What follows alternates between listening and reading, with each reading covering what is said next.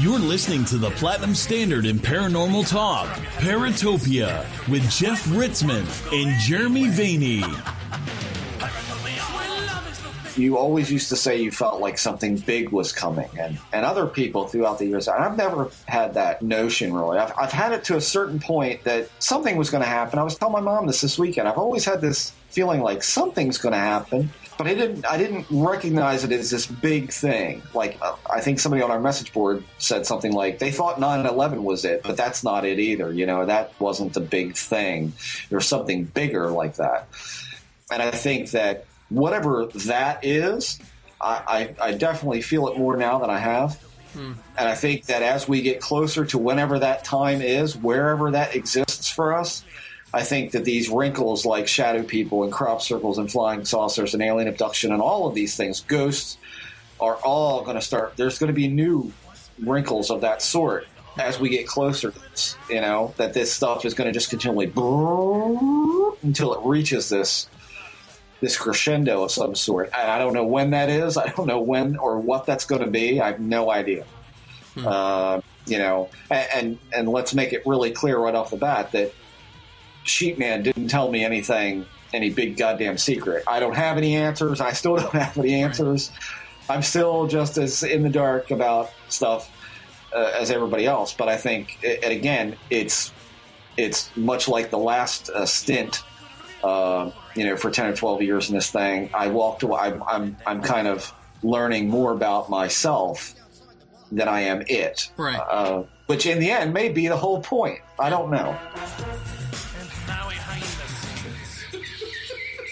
People like a good story. What's wrong with a story? What's wrong with that? You know, do some people look at UFOs as escapism? They just want a good story, you know? I think some of our own listeners have said that. Yeah. I mean, I think that is a big problem. You know, I mean, look, we can postulate all the different ways to look at this we want, and I think I think it's going to keep going like it's been going. It's just going to get more and more absurd until it implodes, which is why I say it's got to die one way or another. It must die. Must it, the Jeff? Must it? Maybe not, as we'll hear from Tyler Kokjohn.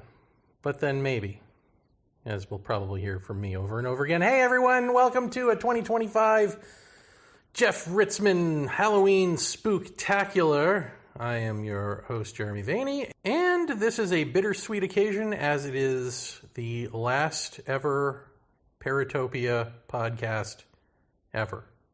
Ever. That's right, ever. Unless it's not, in which case we'll see you next year. However, because Paratopia is over and because Paratopia Oculus is over, yes, it was a pretty unceremonious ending. I don't remember why we didn't come back for another one, because somebody had asked, you know, is there another one? Have I just not uploaded it?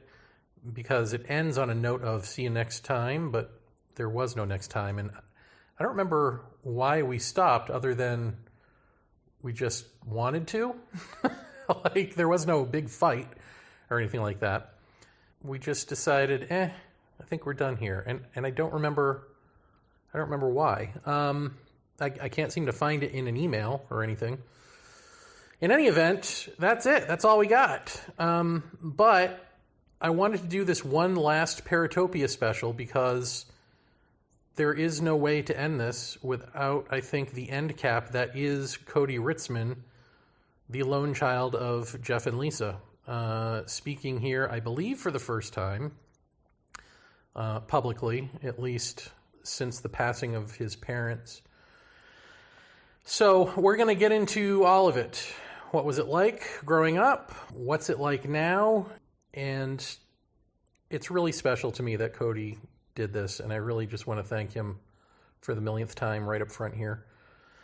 I also want to thank right up front here Allison Jornlin, who will be joining us in a bit to talk about ghost hunting and some of her experiences. And Tyler Kokjohn will start us off right up front.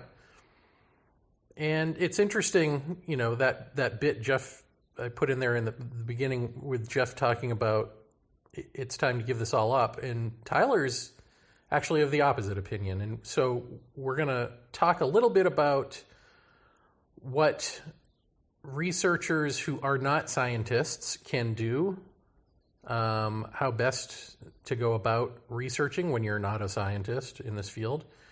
And then we're going to get into some other stuff.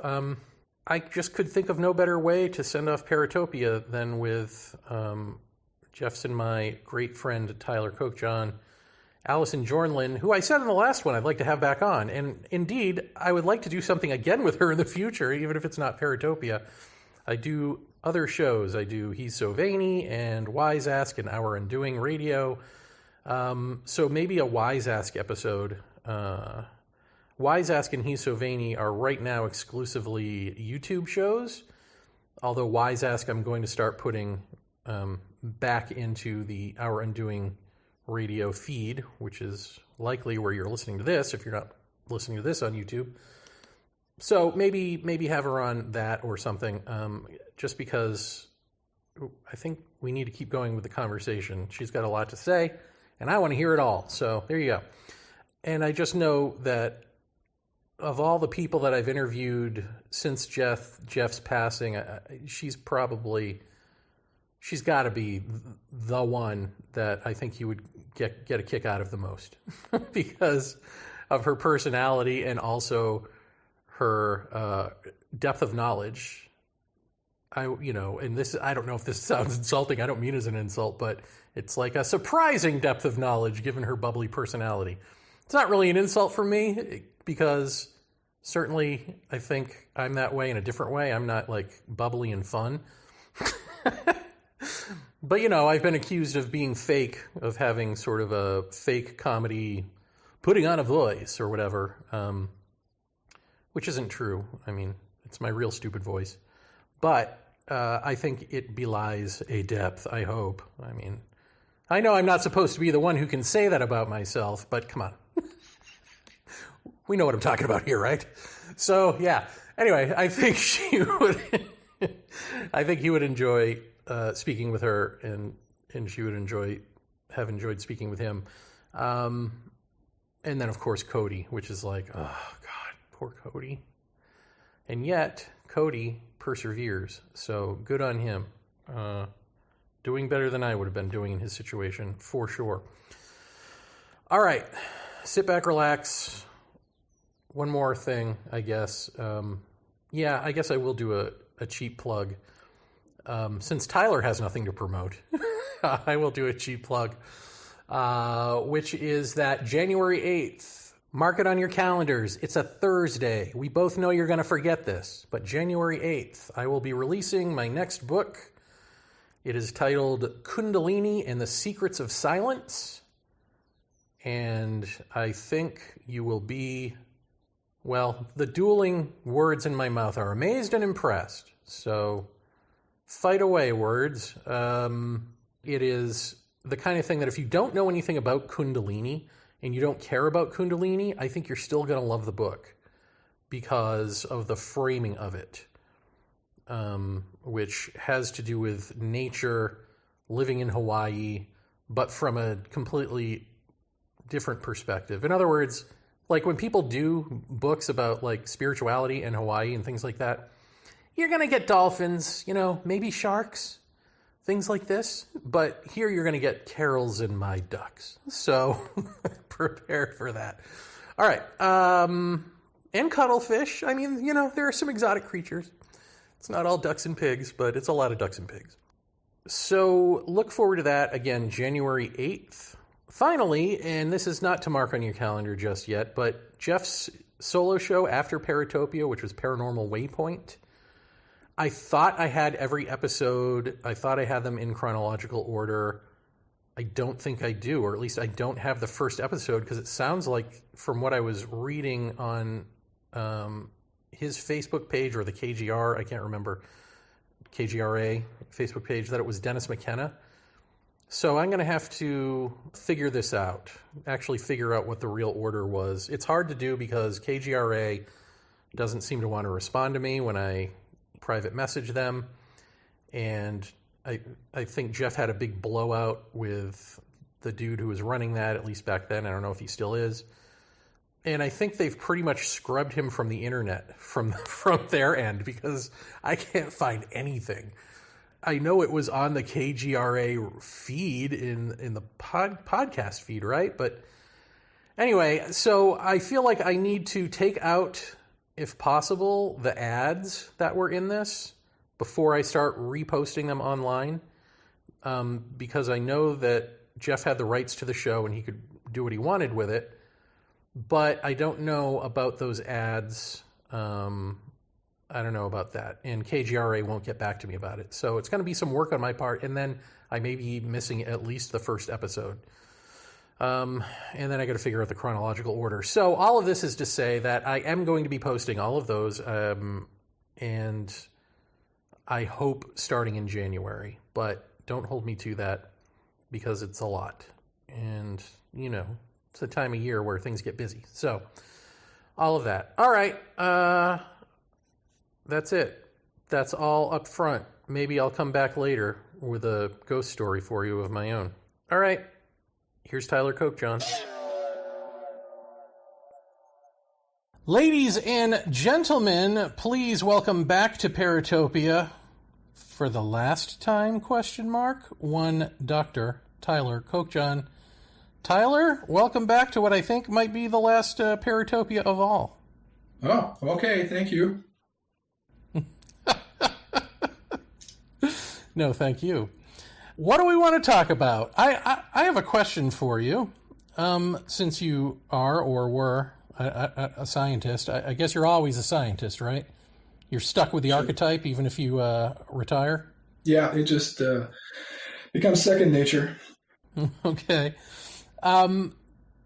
So for people who are in ufology or in paranormal research at large, in the way that they currently are, meaning probably not real scientists, probably people with a deep interest, but for those who are like that, who are actually kind of decent at it, what would you say, like, who care? How about, let me put it that way, who care about, like, getting it right and doing decent research to the best of their ability, what would you say is the best way to accomplish that without ending up doing pseudoscience? Is there a way?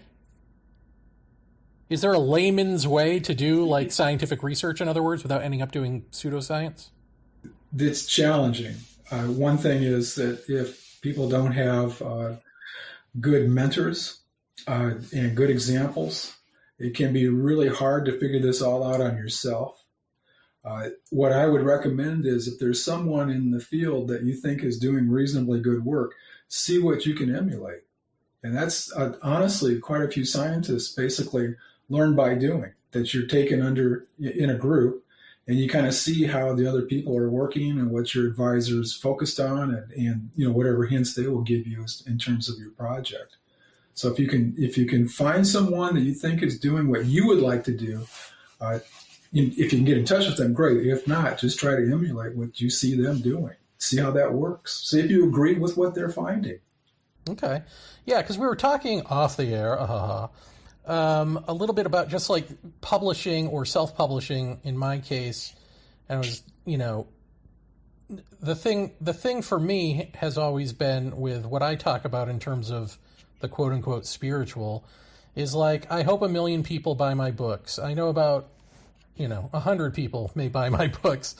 But I'm hoping that one out of however many people end up buying my books gets it. Like, that's the best I can hope for, just because I know that it's tough to get like what the death of self really entails and actually like care enough to figure that out on your own.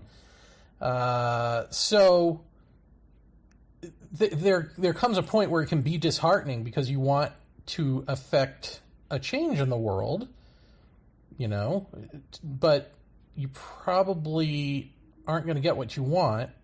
And I think if I extrapolate that out to like UFO books and paranormal books at large, for these self-published authors, it's probably the same sort of thing. Like, you go in gung-ho, like, oh, I'm going to take the world by storm, and then you realize how hard it is to get anyone to read what you've written. unless you completely sell your soul. But you were telling me that that's actually science, right? Can you just explain that a little better than I did? Well, I would say you've got the right idea, that you're talking to probably a pretty small group at the outset. And what you want to do is maybe make inroads into the people that may be few and far between that truly understand you, and hope that then they'll start a conversation with someone else saying, hey, you really should look at this book, and here's why. I hope that it builds. But in science, I think I mentioned that for our papers, they're hyper-specialized. And they're jargon loaded, so they're never going to appeal to a large scale audience. Very, very few ever break out of that ghetto. That's the way it is. And so now remember, our goals in science are not necessarily to have a huge readership, although it's great when it does happen. It's more to demonstrate productivity, to show that we are making progress with the grant support that we got, to show that we're learning things, to demonstrate that we should be granted tenure or promotion, those types of things. And that can be a really small group of people, mostly your peers. And it becomes very important the next time you want more funding, to show everybody what you did with what you got the last time. So our goals are very different. So I just think, I'm going to start this Paratopia Spooktacular with a little bit of optimism for people, I guess, if they're, researching and writing and all that with this little bit of conversation, I hope. Just because I hadn't really thought about that until we were talking about, right, like I sit here and bitch and moan about nobody reading me, but you, as a scientist, have to do like real research, really document it for a paper that has to pass the muster of peer review of other super educated people in your field, all in the hopes that maybe 10 people will read it. But when those 10 people read it, the goal isn't to have the most people read it. It's to affect a change for the better, or to, and it may be those 10 people, or it may just be that it sits in a pile of research that gets picked up at some other point. I mean, it's kind of the same thing in a way. So I find that a better way to approach researching the ufology, I think, and the paranormal would be to like not try to be big and famous and get on TV and do the book tours and all that. I mean, great if that happens for you, but maybe the goal should just be to do the best work you can and realize that whether it ever gets back to you or not, there are going to be 10 people who read it, and it's going to affect them in some way, and it may affect the field in ways that you had an effect on it, whether other people do or not. And I guess that should be humbling and good enough. I mean, that's kind of what Paratopia was, in the sense that we got blacklisted, we got stolen from, and all that stuff. But it's because we were doing the good work that bad people either didn't want out there or wanted for themselves. And I still see the effects to this day in documentaries, and the fact that people, can't really use hypnosis unless they put some sort of bullshit disclaimer about how their hypnosis isn't really hypnosis in the classical sense. You know what I mean? So I see it there. And now here's a swerve for you. Do you think that what we did with Project Core had or will have a similar effect, or does that just add on to a dust pile somewhere? It's out there, and I would say that it did have an effect. So we had people that clearly understood what we were trying to get at, and as an example, that here's something you could do. You've got a bunch of questions, and you find threads that you can pull on and tease out. So remember, Tim Binnall did an interview with us, and he read. I remember Tim Binnall. Yeah. Yeah. Okay. Yeah, that guy. And he read it, and he understood every word, every nuance. He asked a lot of great questions.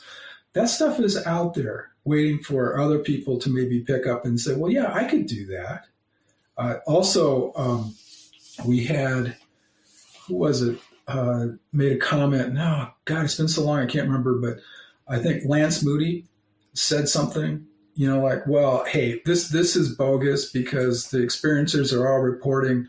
I think it was maybe high IQ or something like that. And we wrote back and commented on his comment saying, no, this is exactly what it should be. And God, was it? It's just been so long. I don't remember whose forum that was in now. And that, this is exactly what we're hoping, that someone would look at this like Lance did and say, well, I don't think that's right. Let's find out. And that's a clearly testable hypothesis. Let's work through it. That's what it's about, is getting threads that you can pull on, finding out things that don't hold up, finding out if maybe a few do, and go from there. But it's out there. It's out there for people to see and to use and see what they can do. So I'd say mission accomplished. And that's mostly thanks to you. So no, let's go back to the genesis. That it started with a late night phone call from Jeff Ritzmann, and he outlined what he saw as something that could be done. And he was asking me, can you give me some input? And so I said, yeah, I'll write some questions. And I thought maybe he'd take a couple, 4 or 5. I didn't know he'd take them all. And so he's the one that came up with the concept and got it going. And then everybody kind of piled in there. All right, let's swerve topics here real quick. I don't know if you've thought about this, but what do you make of the fact that since 2017 with the disclosure thing, or do you make anything of it, the Greers and the Bassetts of the world have taken a complete backseat or gone into oblivion, in the case of Bassett, as far as I can tell, to the so-called whistleblowers, who aren't any better than the people they promoted as whistleblowers, as far as I can tell. But they've sort of, taken a backseat, and maybe willingly so. Is that just a product of age, or what do you make of that? Did something happen? Like, it's just weird that there would be this sea change of con artists, but the other guys who liked to make the money doing what they were doing seem to be fine just going away or something, or taking a back seat to them. Is that, you think there's a choice involved in that, or is this nature taking its course? I don't know. It could. Now, again, this is just speculation. But what happened was, all of a sudden, we had this very interesting set of pictures, videos, information coming out from military sources, from the Pentagon. Quite fascinating. And everybody's hopes, dreams, and fears got pinned on that information. But it's not like it used to be, in that, we could go out in the backyard and see something. This came from a very, very restricted source, washed through a limited number of spokespeople. I would call them spokespeople. And so it was very unlike the way it used to be. Now, I'm not complaining, that, like every other old Gomer that like, oh yeah, when I was a kid. But this is so different from what most of us see. I mean, now there were some classic UFO stories, like the Mantell incident, where he was chasing in an airplane a bogey and crashed, and there have been other sightings and things. But this really was a whole different level of information and the control thereof. And that kind of bugged me. But it did, I believe that you're correct, it did kind of shove everything aside. And maybe once you're shoved aside, the way things move so quickly, you've got new people, new stuff, maybe you can't get back in there. Maybe you can't get any invitations on these shows anymore. I don't know. I wish I did, but I just don't know the answer to those questions. Is there anything, now it's 2025, it's been going on since 2017, this new wave of, I'll just call it UFO fraud, or disinformation or misinformation, whatever it is. Hasn't turned out to be anything real, as far as I can tell. Except maybe the NASA stuff, where they actually bothered to look at the footage and go, yeah, that was a bag floating in the wind. That go fast UFO is just a bag floating in the wind. Do you Has there been anything intriguing to you that is still intriguing now, or no? Yeah, I'll tell you the one that bugs me is the picture of the Navy ship surrounded by little, drones or something like that. And apparently, if I'm remembering right, you can see them, they're lit up or something, and they're wringing their hands going, oh, whatever shall we do? We've talked about this before. And I was thinking my dad with his 12-gauge shotgun would have known what to do. Bring one down. Jesus. Find a trademark. That's the way you treat your friends from another planet? Yeah, what's your point? Potentially your ancestors? Yes, damn it. Okay, I mean, what the heck are they thinking? You've got this military ship worth God knows how many billions of dollars, loaded with weapons and people that know how to use them. And so you're just going to buzz around? Well, okay, but there may be taking a chance, whatever. I wouldn't call that very intelligent, but nonetheless.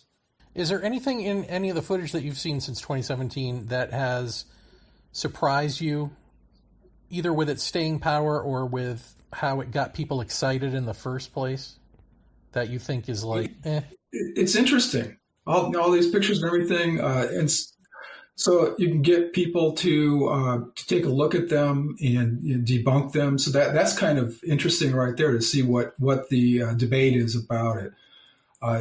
I found it particularly fascinating that the military would allow the release of some of these things, like a ship surrounded by these whatever they are, and everybody wringing their hands like, "Oh, whoa, what happened? What are they?" And back in the day, it used to be, like the military would be expected to cover that up because they don't want people to know how vulnerable we are. And then I'd sit there and I ponder, what is the game? What is the Pentagon's game? What are they hoping to gain from this? And if they found it to be offensive or worrisome, why didn't they block it? Why didn't they rein in the people that are out there promoting it? Well, I'll tell you one thing they learned for sure, whether this is part of it or not, because we've seen it come up, I think, in terms. Definitely in politics. I mean, I want to say Stephen Miller said something like this recently about just do the awful thing because the American public will forget anyway, so who cares? If it wasn't him, it was someone else. But we've heard that before, the cynical, just do whatever you want because no one's going to remember. And I think this certainly put proof to that. After 2017, where the military just seems to really be into UFOs. Yeah, sure. Within ufology, there was that little brief outcry of why now and not before 2017, and what happened to all of that other UFO footage and cases and stuff. Why did you guys laugh at that and have a policy of making a laughingstock and pretend not to want to study it? Now all of a sudden, you're just out of nowhere, out in the open, and yeah, this is real and we want to look at it. Again, in ufology, a little bit of outcry, maybe in the general public, but even within ufology, that kind of went away, and it's just accepted that these, because the power of a congressional hearing sort of usurps however you might have felt about them not caring, even though nothing happens in those hearings. So certainly that's a lesson, right? You literally can just get away with anything and nobody cares. I agree with you that the switch was amazing, from ridicule. It's all Billy Bob who's had too many beers out with his friend, and they see something, and ho ho ho, and all of a sudden it's serious business. Quite interesting. I mean, the lesson to me is we don't have to do any work to mentally prepare the public for our change of attitude from decades of ridicule to absolute acceptance. We don't have to do any work. We can just gaslight them and they're fine with it. Right? Yeah, so far so good. I mean, we're lazy, they're lazy. It seems to work out. Well, we have one advantage. We have a lot of people, very sharp-eyed people and quick studies who will figure things out given the opportunity. And one of those I felt had come, if you remember, when we had the great UFO flap in New Jersey, which then spread elsewhere and now is in Europe. I guess they were calling them drones. They immediately labeled them as drones. And it was a very interesting situation. I thought maybe something would come of that with people out there with their cameras and taking a look and being interested. I've not really heard anything beyond, they were drones. What did you think that would happen? What were you envisioning? I was actually, in my biggest dream would be somebody would just be, kind of wandering around at the right place, right time, and they would catch someone launching it, and have documentation like, yeah, here's where it came from. Here's, one person or persons that did this. And we maybe go from there. Still, as I understand it, mysterious, unexplained. It is interesting, though, that they kept the lights on. They wanted to be seen, is how I would interpret that. And that itself is interesting. Here's a question for you, bud. When you got into the UFO stuff, you were interested, maybe at least in the sci-fi way of, you loved the Twilight Zone, you loved all those old sci-fi shows when you were a kid. Let's look at it. And then, there's also the part of you that kind of wants to debunk this stuff because you're a skeptic and a scientist, and let me add my weight and all of that. And then, I'm just doing a historiography of your inner monologue. And then you hooked up with Carol Rainey and then Jeff and I, and then maybe the interest became more like real. Like, could this be happening? What could be happening? What is all of this about? And then you went through, doing the research of the Project Core and also seeing how you were rejected by other so-called researchers when you offered your help to them. And after all of that, and then seeing, again, the big sea change in 2017, dealing with personalities in this field in however way you have, has your interest in this waxed, waned? Has your interest changed? Did it peak? Do you not care anymore? Where are you now after being flogged by ufology? Flogged. I had it easy compared to Carol Rainey, who suffered immensely at the hands of some people that were considered authorities. But yes, my interests have changed, and I learned a lot through the process. I think, to be fair, a lot of people were not interested in talking about things, but Ted Phillips was, very much so. And we had some nice conversations back and forth about some ideas off of each other. And Frank Ficino, the Flatwoods Monster guy, also was really, really interested in sending samples and seeing what could be brought out from them. So it wasn't everybody, but there were enough people that really were not interested in what I would call a hardcore investigation. Frank Ficino sent you samples? Yes. I didn't know this. What samples of what? He had some trees or other plants that he felt had been affected and said, could you just take a look at them, see if there's anything really unusual. A being or by a ship or something? Tell people what this is. By something that they had sighted. Okay. And so I said, yeah, send them along. I'll take a look. And we did, and gave him a report of what we saw, and I don't know if he talked about that in meetings. What was the report? Same thing like with. Don't leave out the jelly. I can't tell you. Are you serious? You didn't sign a non-disclosure agreement. No, but I never, unless the person says go ahead, I generally don't. I want them to reveal whatever, or to just let it go if they so decide. Well, I assume that if you could have won the Nobel Prize, this would have been all over the news. A very good assumption, Jeremy. Okay, we'll just leave it at that. Yes, absolutely. Yeah, it ain't the Council Bluffs slag sighting, I mean, it's nothing like that. So, huh. Well, you learn something new every day. It was not everyone, but my interests actually, they started really years earlier, 1966.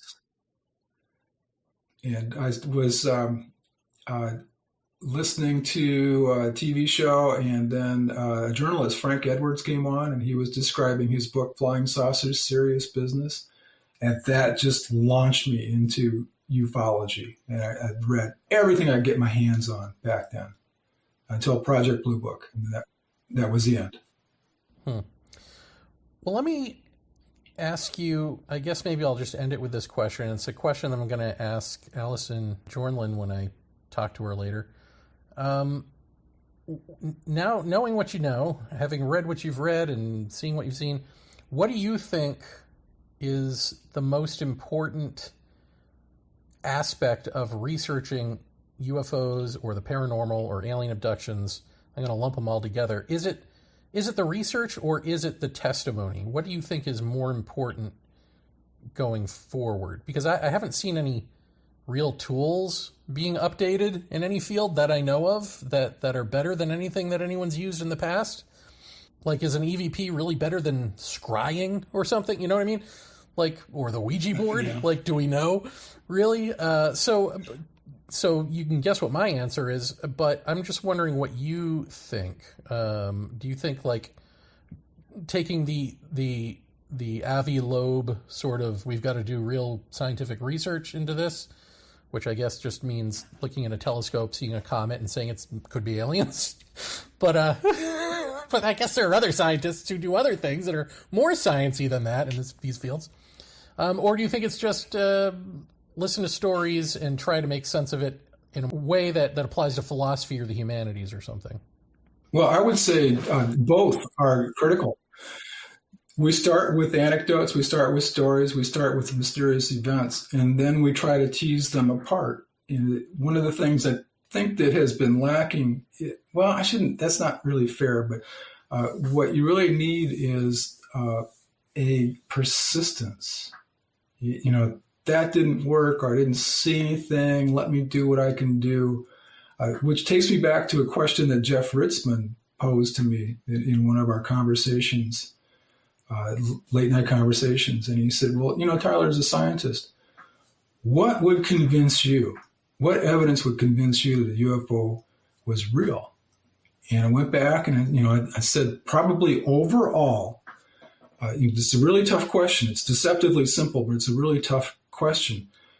Overall, good photographic evidence from someone that you really could trust would be really critical.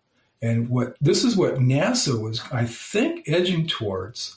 I don't know where that is now. When they said they were going to come up with an app that could go on your camera. Now, there's a lot of problems with looking at the federal government and the history that we've had with how they've treated this whole phenomenon, and now trusting that they're going to be really fair and square with all the data that they got. But notwithstanding that, I thought they're kind of edging towards maybe giving people the capacity to get some pictures that we could analyze and use in ways that we haven't before. So that's what I would hope for, is persistence, and then photographs are worth a lot if you can believe the source. Well, Tyler, our time is up. Is there anything that you want to say on this our probably final Paratopia ever? Yeah, don't quit.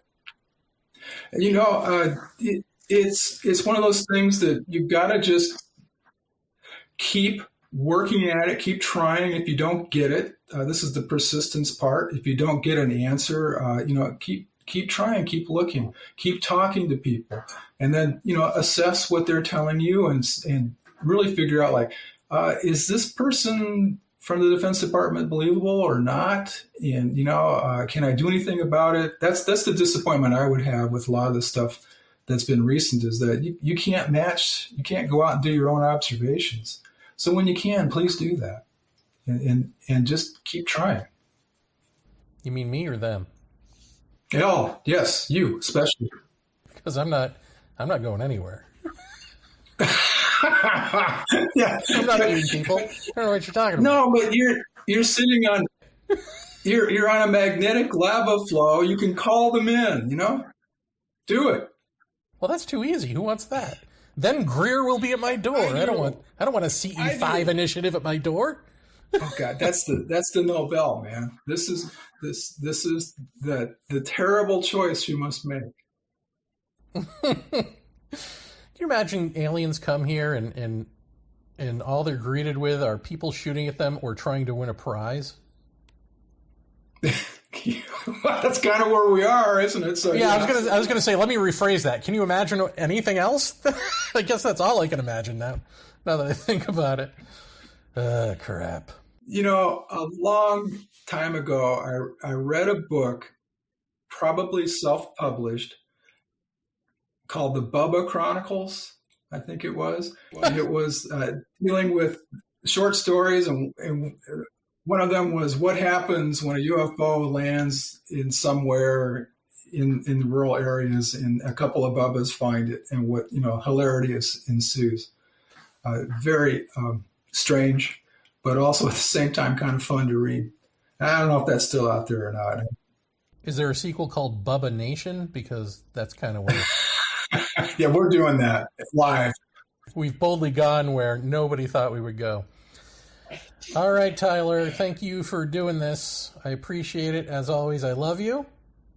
Tyler, is that weird to hear? I love you. Yeah, but what the heck? I'll take it. I think the take-home message that I would have is I love you too? You. Well, no, that's true. Okay. But that it's with Paratopia, be proud of what you accomplished, which was a lot. Even though it wasn't necessarily accepted by everyone, you guys did very well. And you think about people that you brought in, Scott Lilienfeld, other folks that came on board who knew things about the subjects and talked about them. This is a record of accomplishment. Wow. Thank you, Tyler. Yeah, you done good. I don't not agree with you. But pride goeth before the fall, so I've got to keep my mouth shut. But thank you. Yeah, it was. Thank you for letting me be part of it. No, well, Jesus, now it's a thank you fest. But thank you for being a part of it and sticking with it through all these years. And I can only imagine how crazy, especially with Jeff, some of those late night chats were, and to a normie, and you still didn't call the mental hospital on either of us, so I appreciate that. Yeah, boy, I tell you, how many times over the years have I thought I wish Jeff was here to bounce off what his take would be on some of this. I'm sure it would have been fascinating. Yep, you and me both. All right. Peace out, brother. This whole UFO thing is so 2 minutes ago, Yes, that's it. Oh,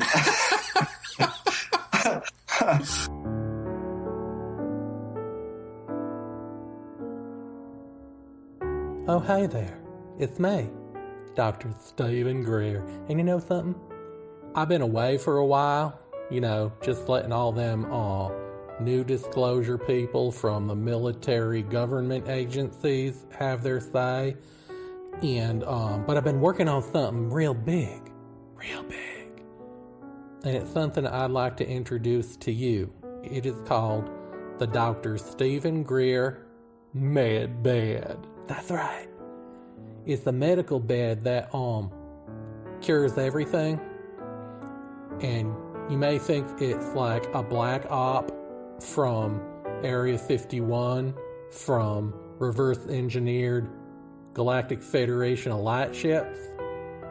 And if you think that, you're right, because I talked to an ambassador who spoke to a colonel who talked to a whistleblower, and they assured me in a meeting briefing with them that, and John Podesta was there, that the med bed could cure everything from broken limbs to gonorrhea drip. And so I asked them for a packet of information on it so that I could do my research. And I did my research, and I thought, Dr. Stephen Greer? Hey, that's me. How could you make this med bed even better? Even more functional, even more form-fitting for the average user. And that's when I came up with the Dr. Stephen Greer version of the med bed, which you can get online pretty much anywhere my stuff is sold. And it's simple. All you gotta do is plug in the bed, press the red button built into the mattress frame.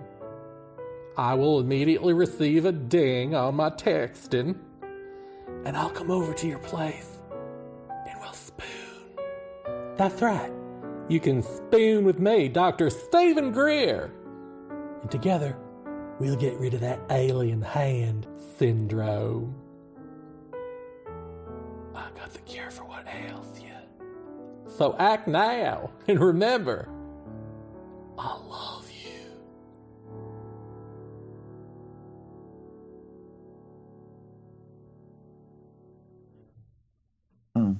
It's going to be a tough sell.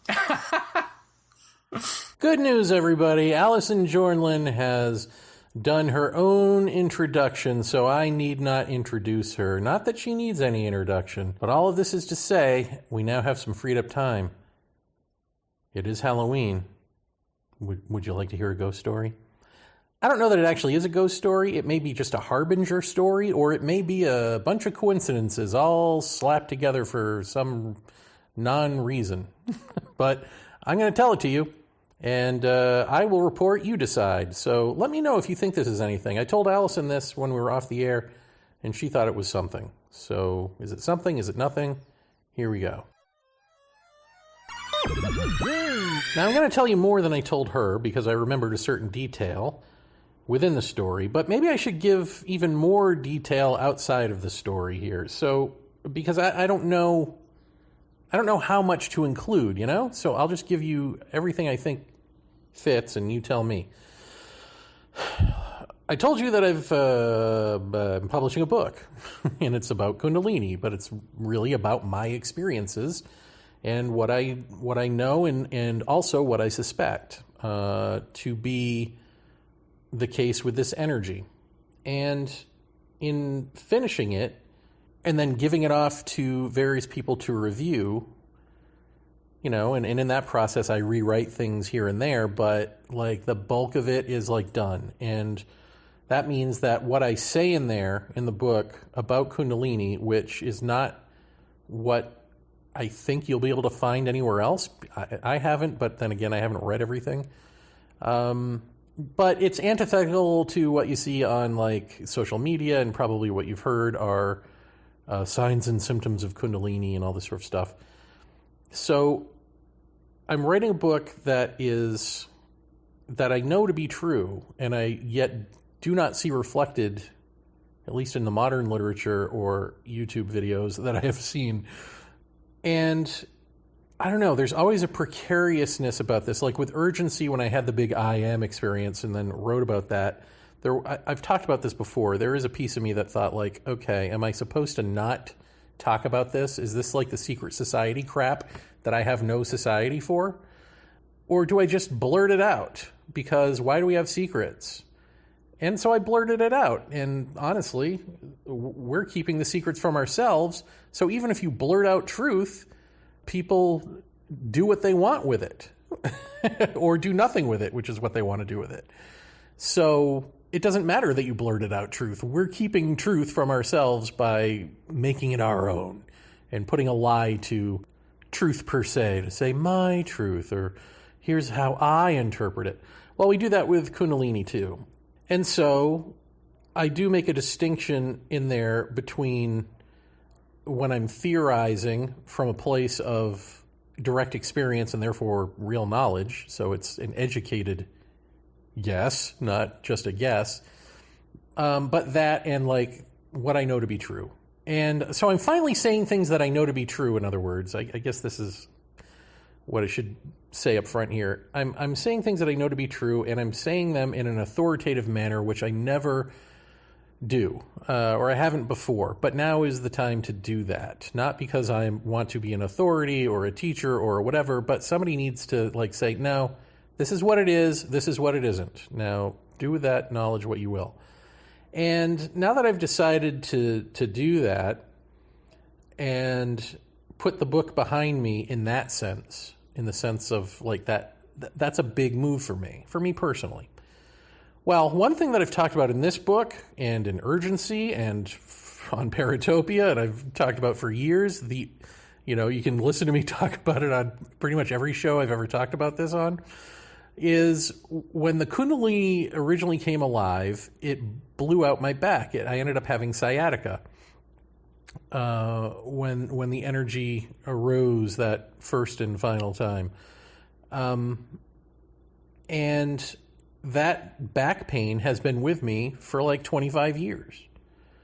Well, lo and behold, the meditation energy or the Kundalini or whatever you want to call it, went out onto the gazebo and it chiropracted me into not having that problem anymore. Like that 25-year-old problem is gone. Now, I've been to chiropractors. I've been to physical therapy. I went to the emergency room originally with this when it was at its worst.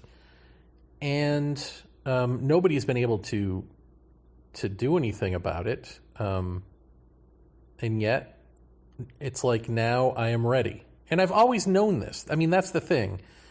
I've always known, and when I say known, I mean, I guess I couldn't know this, but it's just an innate knowing, right? Like just a deep suspicion that it was an injury that was inevitable because I was out of shape, but it was also had a metaphorical quality to it of getting a backbone. And once I got a backbone, once I stopped being cowardly and owned my shit, this would go away. And I didn't know really what that meant, but I think it meant, well, now I know it meant this. It meant I needed to write this book in the tone that I did and say the things that I did and put them in the contexts that I do.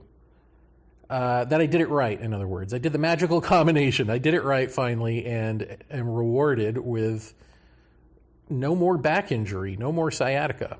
Gone. And it's bizarre because part of what kept the sciatica going, there were these two, it's kind of gross to talk about, but I guess, I don't know, balls of fat or something that developed in my right and left sides, in my lower back. And those were like compressing on my spine. And I remember talking to a doctor about it in New York when I was living in New York. And he said, you could have back surgery to take them out. They're not going to go away, but unless they turn tumorous or something, you really don't want to do that. So just live with it. And I was like, okay, but they're gone. So, like, I have cracked my back in all of these deep and weird ways that I didn't know existed, and then mysteriously these balls of fat or whatever they were have gone missing in my body, or at least I don't feel them with my hands the way I used to. And now to put a little cherry on top of this and give it a little trickster element, this all happened. You remember those 2 days where there was like a planetary alignment and the rapture was supposed to happen, and everyone online had listened to this South African dude saying that there was going to be a rapture, and then there wasn't. It happened on one of those 2 days. I think it happened on the first day. It might have been a Monday. That's when it happened. Is like, so my back got raptured. My back got raptured. I just thought that was kind of hysterical. So I had to obviously add a postscript to the end of the book about this because I had already written the book and then this happened. And it's kind of like, if lives aren't stories, then why? Mine sure seems to play out like one. Like now, okay, what's the sequel here? Because there's got to be a reason. It can't just be now you are no longer a coward, and so you've got your spine. Here's your literal spine. There's got to be something, right? Like something has to happen next. So I smell a sequel, however long that takes. And I will just say the other thing that's chronic with me is my eyesight, really bad eyes, but not to do with this energy. It didn't come along because of the Kundalini. It was long before that. But I've always thought that, like, when I have the eyes to see, I will regain my vision. I will have the eyes to see. Whatever that means. But it's just another one of those things that I've always sort of, or long, not always, but long thought to be the case. Once I have eyes to see, I will have eyes to see. So look forward to that. Maybe these cataracts will magically clear up and I'll no more keratoconus for some miraculous reason, and then you'll know I'm a witch. I don't know what you'll know, but something. Anyway, I will report back if any of that happens. So it's all within, to me, this may line up with that, which is cut to a couple of weeks later, and in the middle of the night, our cat Gracie gets up and she forces us to feed her or she will throw up. She's old, she's cantankerous, that's how it goes. So got to get up, and Carol got up, and it must have been like 3:30 or 4 in the morning, and the electricity was out. Now, we're on solar, and we're tied to the grid. So if the solar goes out, for whatever reason, it shouldn't, but if it does, we should go back onto the grid, but we weren't. So we're like, okay, what's up with this? So now I've got to figure this out. And of course, we don't remember how to work our solar system. We know that there's a big lever on the side of the house that does something. Carol remembered a red switch, and when she said that, I did too. And so at first, I went up to where I'm recording this now, which is at the workshop, because our grid electricity runs through the workshop and goes down to the house. So I thought maybe there's a breaker. There wasn't a breaker out at the house. Came up here to see if there was a breaker out. Carol came up too. No. Went back down to the house, and I decided, what is this red lever she's talking about? I remember this. So I went around to another side of the house because I remember there being some sort of electrical thing on the side of the house. But I don't remember seeing a lever there. But I went and looked. And as I'm looking, there's like a box, like an electrical box, but it doesn't open. You'd have to unscrew it, and I don't want to do that. I know that's not the lever. I don't know anything about my own home, folks. This is the moral to the story. But, okay, that aside, as I'm shining a flashlight around there, I guess I must have disturbed a bird, because a bird came flying off a tree and started fluttering on my left shoulder, and then I was like, whoa, what is this? And then it flew under the house. And I thought, that's weird. It seemed to come from the banana trees right behind me, which don't have nests in them. But maybe it came from a taller tree, and I just didn't realize the trajectory. It felt like it came from directly behind me, but I don't know. In any event, it flew under the house. That's weird. And then I didn't see it fly back out, but I didn't stick around because it was like, 3:30, 4 in the morning. So we couldn't figure it out. And we have a problem, which is the guy who installed our solar, who is supposed to be our solar go-to person, pretty much stopped taking our calls soon after installation. And we could never get a hold of him if we had a problem. It was always like pulling teeth. Well, in the morning, Carol had texted him, and he actually did get back to us saying, I'm sorry, I no longer service your side of the island. Hey, that would have been a nice email to get, earlier in our lives to know that. But okay, but he did decide to talk to us through email and walk us through some things, rebooting it. So we did, and it turns out the red lever is actually a red plate that is hooked onto the system that keeps you from being able to turn the solar and the grid on at the same time. The plate prevents you from accidentally doing that. So that's what we were remembering with the red lever. So we were at least able to get back on the grid, and we were able to sort of get back to the batteries, except then the batteries would automatically shut off. The whole problem would keep starting it over again within hours. And so the bottom line is, like, we've got like we have a blown battery cell or a bad battery cell. And what's hilarious about this is now, so we have Blue Ion. Blue Ion has mysteriously just decided to go out of business. Well, not mysteriously. I'm sure it has to do with the fact that solar has been shat upon by the Trump administration, and according to their website, they don't want to deal with China, so they've decided to go out of business. Blue Ion is run by a billionaire who doesn't need money, and yet on the website it says, if you have any problems between now and December, when we officially go bankrupt, we'll have a skeleton crew working on things. And so for $250 an hour, we can help you with maintenance. This billionaire, who's supposed to be, one of those good billionaires who's like doing things for the world. Yeah, no, billionaires shouldn't exist. But on the bright side, at least we found this out right in the nick of time so that our warranty could be obliged by them, which they say they will do. Although I guess to even talk to them about it costs $250 now. Is that legal? That should be illegal. In any event, that's the story of the solar. But the next day, after we figured all of that out, I come back up to the workshop because we have like these, they're not Roombas, but they're like that. They're like little floor vacuum cleaners. And I'll clean them out and go on my merry way. And so I came up here to do that, and this is the next day from the blowout of whatever happened to our solar, which, by the way, we don't know because whatever happened erased all of our previous data. So we should be able to get an error report and see what happened, and we can't because all of our history was mysteriously erased when this thing shut off. Okay, great. So we don't really know what happened. We're just guessing that is a battery cell, and we're hoping for the best. And then it looks like maybe our solar guy will help us out after all this one last time. After telling us he won't service this side of the island anymore, I think he probably just feels bad for us, and he should. Okay, I come up here to clean out the Roombas. There are two of them.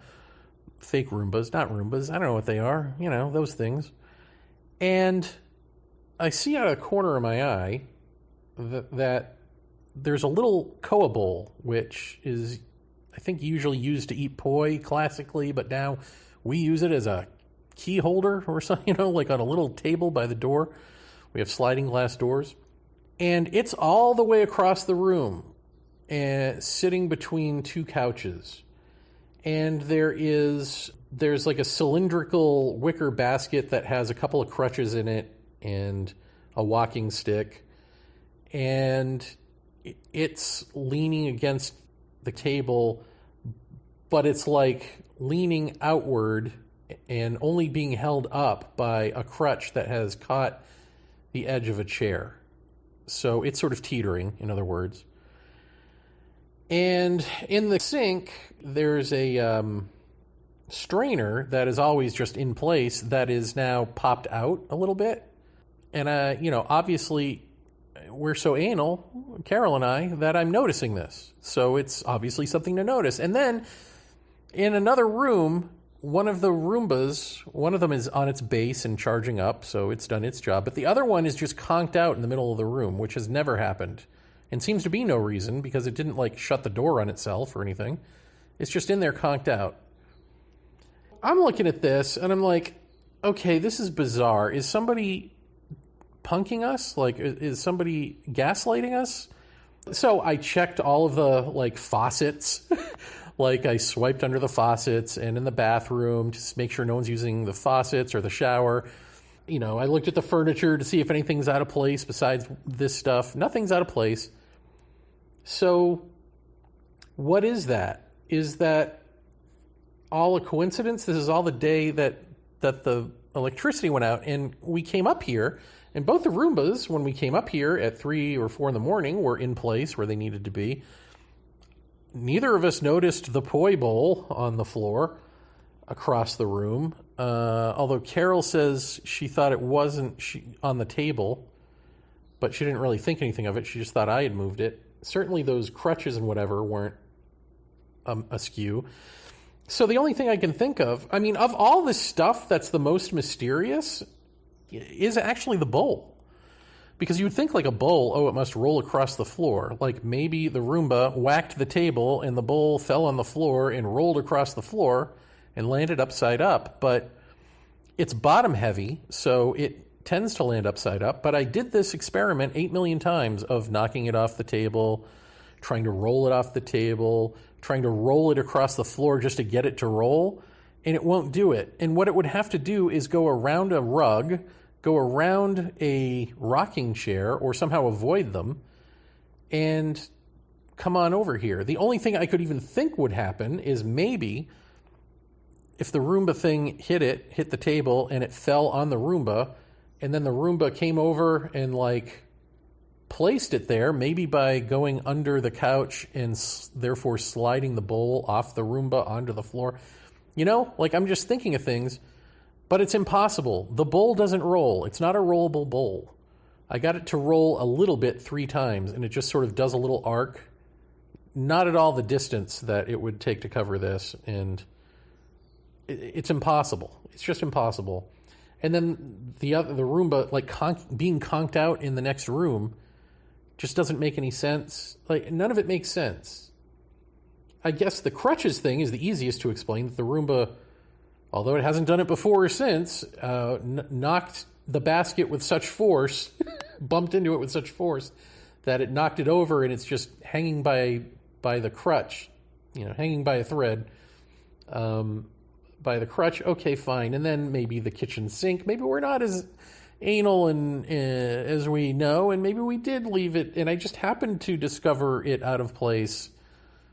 But then with the bird and the entire system going out, I don't know. It just felt like a harbinger of something. And then subsequent to that, Carol's mom had a series of accidents and then ended up hospitalized and is doing better, but we'll see what happens with that. Let's put it that way. And then my uncle, just a couple of days ago, passed away. So are these things related? Does there come up... Because I know, like, there usually seems to be... whenever I finish a book, or whenever I do any sort of podcast project where I feel like, I did it. I said the thing that needed to get out, whatever that means. There seem to be other reactions in the environment and with other people that sort of coalesce around that moment. Is this that? And I don't know, it may be in Carol's life too. Maybe also to do with our cat that's been not doing so well. Gracie, the cat that gets up and vomits. No way, she's not doing well. I mean, she seems to be doing well, but apparently she's got internal issues that aren't going to resolve themselves, and she's not long for the world, probably. Could it also have to do with stress around that? I don't know. Or other things. Obviously these are stressful times we're living in politically. I just don't know. But it does feel that way. I got to say, with the back thing, because somebody had said, oh, well, yeah, maybe with the relief of the stress of having just written this book and sort of birthed it into the world, you know, that's alleviated your back. And it's like, no, that's not it. It's very specifically what I said in the book, because if that were it, that would have happened after I wrote Urgency or any of the other books that I've written since then. And I don't know, it hasn't. So I know what it's related to, and it is specifically the content of the book is what needed to be said the way that I said it. And because I did that, it was the magical combination lock to no more back pain. As silly as that may sound, that is what it is. So, but all of this other stuff, is it something or is it nothing? I leave it to you to decide. What could that possibly be? We thought maybe it was a harbinger of, or Carol did, of the person who gave us the coal bowl. Maybe something's wrong with her. But we're no longer friends either. Are you sensing another pattern here? So we don't know if she's okay or not. But we know that all of these other people suddenly aren't, plus our cat. So maybe there's something to it. I don't know. I leave that to you. Is it a ghost? Is it a ghost in the machine? I don't know. All right. I kind of feel like I wasted your time with that story, and I apologize. I hope not. I hope I hope there's enough there to do something with, to make you go, Here to make you go, a little bit more is Allison Jornlin. Ladies and gentlemen, without further ado, please welcome back to Paratopia one last time our returning champion, Allison Jornlin. Allison, welcome back. Hello. It's so good to be here, but I'm sad it's the last time. What is happening? I know. Well, all good things must come to an end, as they say. Oh, I guess so. So tell us, remind people who remember you and new people who don't, your ghost hunting tours. Tell us a little bit about that, because I want to ask you about that. People remember me? Yeah, can you believe it? Okay, I'm a professional weirdo. I run American Ghost Walks with my brother, and you can find out more at AmericanGhostWalks.com. I also run a website that costs me money instead of making me money, called ParanormalWomen.com. And I'll be getting back to working on that as soon as November hits, and we're off of our main ghost walk season. Yeah, this is Ghost Walk Christmas for you, huh? Yes, it is. Of course, I shouldn't be so quick to say that. We also have a Krampusnacht celebration that we sponsor here in Milwaukee. So I invariably have to do a ghost bus for that. So I'm not quite done, but after December 7th, I will be officially done until spring. Cool. And so I get to hibernate. Your walk tours aren't just in Milwaukee, right? They're all around. Oh no, and I shouldn't say. I mean, I don't get to stop working on ghost stories, and I don't really want to stop that. I just want it to be a little less busy than it is now. Invariably, even though I don't promote myself that much, people find me in October. Everyone finds me in October, and I reluctantly do speaking engagements. I'm more of a library type person that likes to just hide in libraries and in my house and just do weird research and writing. And other than that, I don't try to do a lot of public stuff, but part of this responsibility is that if you do the research, you have to share it with someone. So, oh yeah, there's that. So you actually have to talk to people. So I can do it, Okay. But in my But natural. do you do it? I guess this is my question. Do you do ghost hunting stuff, or are you aware of it, or at least on top of it? Oh, do I actually do ghost hunting? Well, yes and no. So I don't have all the equipment. I have cheap equipment that sometimes I'll use, but I have a investigative group that I've worked with for years here in Milwaukee called Paranormal Investigators of Milwaukee. And so early on, about 20 years ago now, I reached out to different paranormal investigators in the area and auditioned teams that so I could choose one that if people came to me and wanted an investigation, I could recommend someone. And I picked Paranormal Investigators of Milwaukee because they're very skeptical, sometimes even to a fault. So I liked that about them, that they just didn't believe anything. Right. And then I also liked that their leader is a scientist. So he works as a scientist during the day, and he's a paranormal investigator by night. Oh boy! So so I like that he had that scientific knowledge. Well, so wait, when you call yourself an investigative group, is this something where you're waiting around the phone for someone to call you manically to get a ghost out of their house or a possessed person? Or is it something where you're like, let's go to the cemetery and turn on the recorder? Well, I don't. And they don't either. They don't really go to cemeteries, so it's mostly. Well, anywhere, you know what I mean? Yes. It's mostly, as soon as I said cemetery, I knew you were going to say that, because cemeteries Yeah. are supposedly like the least haunted places on the planet. Right. Yes. This is what I've heard as well. Nobody knows, of course, but they typically get called in to businesses, and that's where I usually help out. But sometimes someone will contact me about a private home situation, but I haven't handled any possessions or anything like that. But businesses? That's interesting. So businesses call you and are like, we got cans falling off the shelf. Help. Yeah. Well, and I don't think I've gotten that many calls looking for help. I've gotten calls about people who are curious about different things that have happened there and they want to know more. So, I mean, it's not like I'm out there in an episode of Buffy the Vampire Slayer, although I do love that show and I'm glad it's coming back.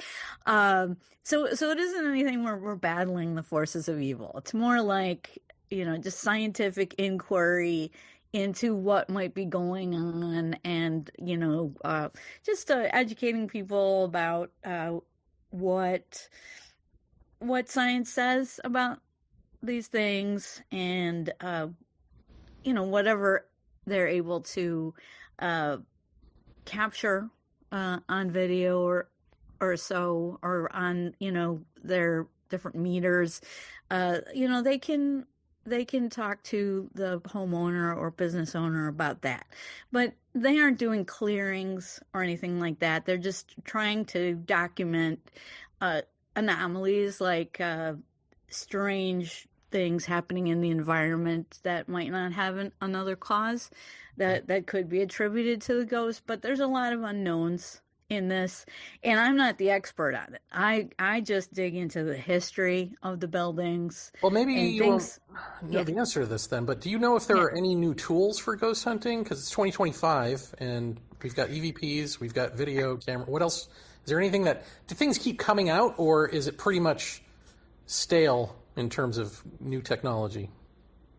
That's a really good question, and I wouldn't be the best to answer that. I'm tremendously interested in whether AI can be of any help or whether it's just going to kill us all. Spoiler alert! I know the answer to that one. Right. So, I'd be interested in looking at AI as a possibility.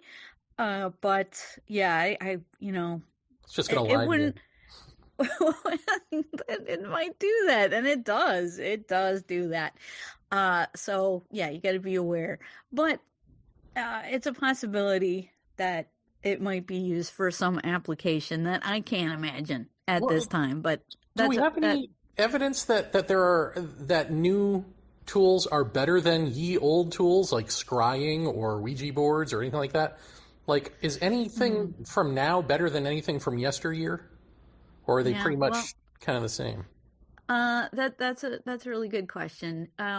So paranormal investigators of Milwaukee, if I can speak for them, I really shouldn't, but it's my impression that they don't bring psychics in. They're just interested in recording anomalies in the environment. And that's what they focus on. So they don't do scrying or any kind of divination. Okay. Now, that's not to say that I'm against that. It's just their investigative approach doesn't include those things. Well, I remember years ago, Raymond Moody, the near-death experiencer researcher, talking about, I can't remember what it's called, but it's basically like, put yourself in a dark room with a mirror in front of you. And eventually grandma's going to come and visit. Yeah, Psychomantium. Yes. So, I remember that. Does that work? Like, if that works, why are we futzing around with anything else? Yeah, I think such experiences are very subjective. And that's the problem. We're looking for objective proof, not subjective proof. Well, wouldn't it be objective proof if it works for everyone. Yeah, like you're not going to get the same person, on the other side, but it's still going to work. Yeah, I don't think it does work for everyone, though. That's the problem. And, I can't say that I've tried one. I'd really like to, though, and see if something would happen. But typically things don't happen for me. But thankfully, over like the last 25 years, I've had a couple of experiences that I can't explain away. They're all stupid. None of them are like a close encounters moment, where you really feel like you're in touch with the afterworld or the others out there. But I have things that I can't explain. And anything that has happened that has been like, wow, this does not seem normal. You just sound like a crazy person when you describe it. I mean, I can describe some of the things that have happened if you want me to, but I have kept a lot of those on the download just because, I don't know what to make of them. And again, they were very subjective experiences. Well, do you think that that's actually the idea of looking for objective? Like, when it comes to paranormal and UFO stuff, it seems to reject all but a hint of there being objectiveness to it, right? So, it's got that in common, and so you can look at that one of two ways. Either it's because everything's crap and it's all made up, or hoaxes, or lies, or delusions, or whatever, misidentifications, or there is another field of being that caters to subjective and not objective proof. And I'm wondering if such a... that. What's that? Sorry, I'm open to that. I'm not saying that subjective experience isn't valuable. I think that it is, and I think there is more. Well, actually, wait. This is what I wanted to ask you, because this is the actual question for me, for you, because you do the book research over the ghost hunting research, which is... in your opinion, what is more important, scientific ghost research or ghost stories? Because it seems to me the ghost stories are what bring people in to want to research it in their specific way. And when it doesn't pan out in that specific way, they go, there's nothing to this. But the ghost story itself is what brought you into researching it. And the ghost stories themselves don't go away simply because the researchers decide it's garbage and they go away. So it seems to me that there's something, and again, it's the same with the so-called alien or the UFO. It's like the stories are the thing and the research isn't, or isn't as important. And so there's something that we're not putting the accent on the right syllable, right? Like, to me. So, but what do you think? Do you think stories or research are more important, or are they equal? Well, it's difficult to pull these things apart. I mean, I think they're all they're all important. And it's just, what is my part to play? I'm not a scientist. I'm a folklorist. So that's my part to play. And I'm interested in looking at the history of places, and then from that history, seeing if there's anything that might lead to a ghost story. And then what's really amazing is if you can find a ghost story that continues, even if the experiencers don't know each other. If it continues over decades, that's the thing that's my holy grail that I'm looking for. I mean, I think it's interesting if you find like a free-floating electrical field, for example. I mean, that's not supposed to happen. You're not supposed to just get a free-floating electrical field in a building. So, that's what they're looking for with their EMF meters, something that can't be attributed to electrical devices or cell phones or what have you. But, something that seems to be in the environment moving around just like we are. So that's what they're probably looking for. I'm looking for stories that continue, even though other people, even though these witnesses may be separated by decades. Mm-hmm. And so that's what I'm looking for, and it is fun to have my own experiences along the way, although, you know, I'm going to critique them, which doesn't seem right, to critique the numinous, to say, why did you do that? That was stupid. I don't want an orb flying at my head, because then I got to tell people I had an orb flying at my head, and it's a long discussion that I saw with my eyes. It wasn't on video. So it's interesting to me just how I respond to these things, and you know, as an experiencer, it's just fascinating to see yourself react in maybe ways you didn't think that you would. So it's a personal quest that I'm mostly engaging in here, and I'm just financing it by telling interesting stories along the way. Yeah, and I wonder if that's not what this is. Like, you know, you have these things happen, and like Carl Jung would have said, probably he would have been less inclined to say that you've got a ghost and more inclined to say you've got the universe throwing you synchronistic events that involve ghostly activity and ghosts for you to figure out the meaning of. Yes, but I love that idea. We keep like, because we're so freaking meaningless,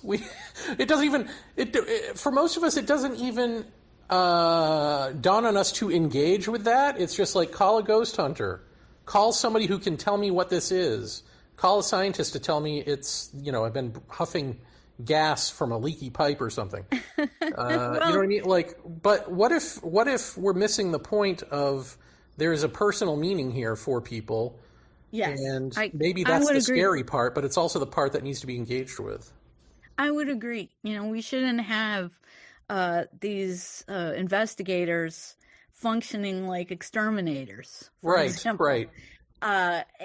But it is a way in, and yeah, they want to capture these anomalies and, you know, use that over time as some kind of proof, and that's fine if, you know, that's their role, and it doesn't preclude someone searching out the meaning of it.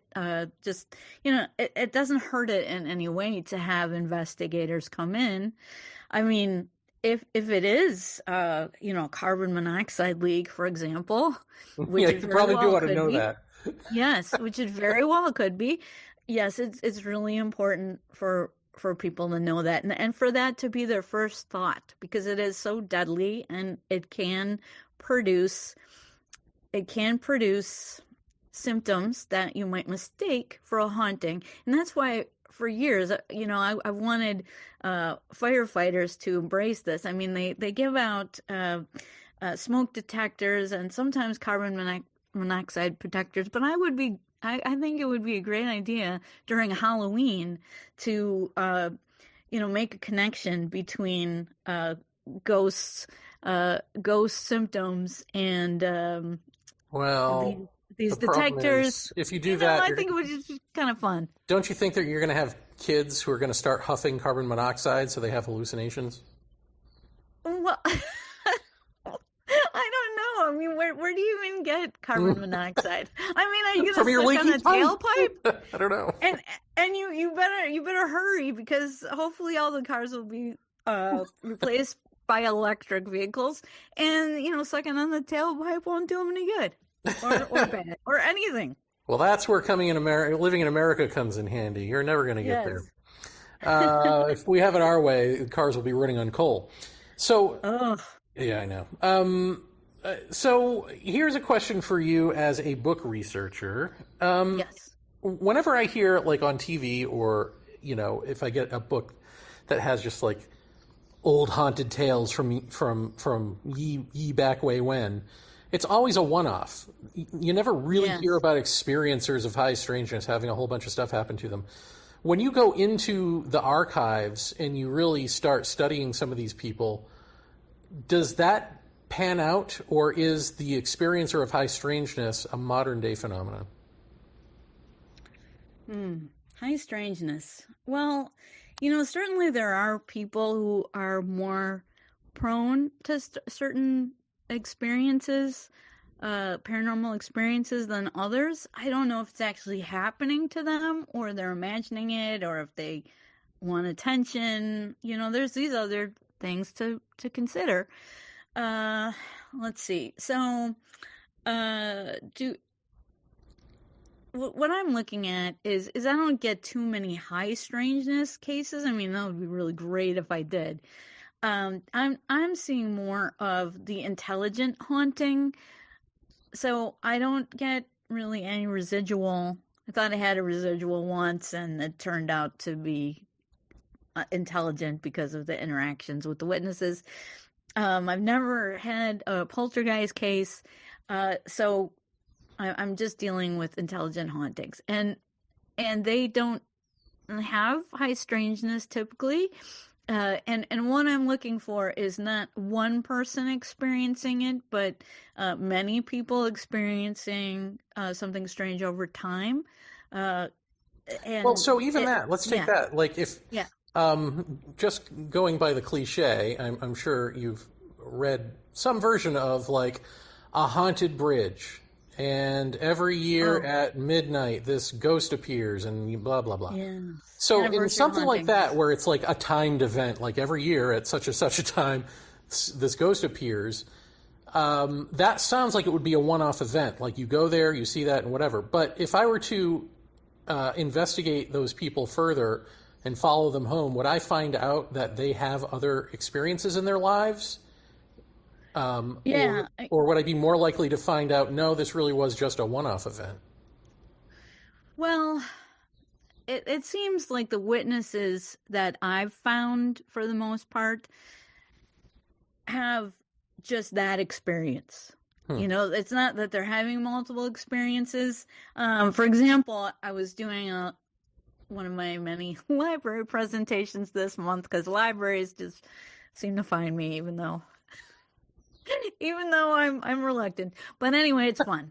I do have fun, and I had fun just earlier this week at my presentation.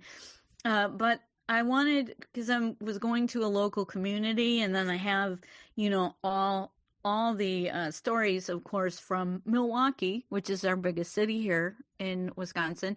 But I'm going into a suburban community, so I want to see if they have any hauntings. And so what's interesting is, you call up these businesses, and a lot of times you find that, okay, well, maybe back then when they were owned by this person and they were under this name, they had experiences, but now they don't continue. So that makes you think, well, maybe it had something to do with the owners or the employees at the time, and not an actual haunting of the building.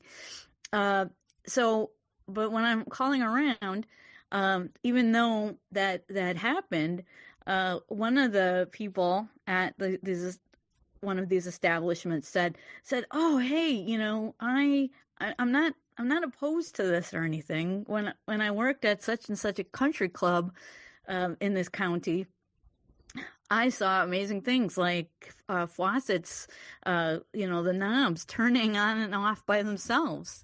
And he said, "If I hear of anything about this place, I'll let you know." So that was interesting to me, that it kind of went the other way, where he has had strange experiences, and that at this purported haunted location where he works now, he hasn't experienced anything like that. So we're working with a lot of unknowns here, and that can sometimes be frustrating. But yeah, I'm looking for things that repeat. That's why my experience with the orb was unfortunate, because I hate the idea of orbs. But I was in a place that was one of those places where the owner knows that hauntings are good for business. So every square inch is haunted, and there's demons in the basement. There's always demons in the basement. And anyway, so I went there because he asked me to come speak. And so I did that, and then the speaking area was in this little bar off to the side. This was a bar and restaurant.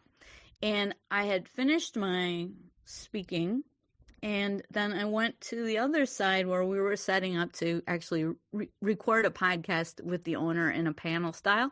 So we had set up a table with one of those long rectangular tables. And so I just went to that. That was in the main bar and restaurant area, dining room area. And so everybody else is still in the little bar area carrying on. And I was just in there alone and stowed my laptop under the table. And I had really thought, if any place is haunted, it's not this place. So it's another reason that this experience bugs me. So I stood up, and then I saw across the room from me a stupid orb hanging in the air. And it wasn't like it would have been cooler if it was like glowing blue ball of spirit light, spirit energy, so I'm making all this up in my head, like how it could have been cooler, but really what it was is like this kind of dull looking, spherical thing that was yellowish, kind of the size of a ping pong ball, I would think. But I had a moment to look at it because it was just hovering there. And then I said to myself, what is that? And then all of a sudden it started to move, and it picked up speed and whooshed past the right side of my head. Now I say whoosh. It didn't make a sound that I can recall, and I don't recall any tactile sensations either. But what was really interesting to me was how my body reacted in such an instinctive way. Like if you're in a dodgeball game and somebody whips the ball at your head, you dodge, you flinch. And that's what I did when this thing started coming at me. And I, of course, looked all around after it went past, and I didn't see anything. And then the other weird part is that I didn't know what to do with the experience. So I didn't automatically run to the other side of the place and say, it's all real, I saw an orb. In fact, I didn't tell anyone. That was a Saturday, and then I went to teach school on Monday, and then came home, and then my brother had been there with me, and I called him up and I said, hey bro, I actually did see something, but it took that amount of processing time.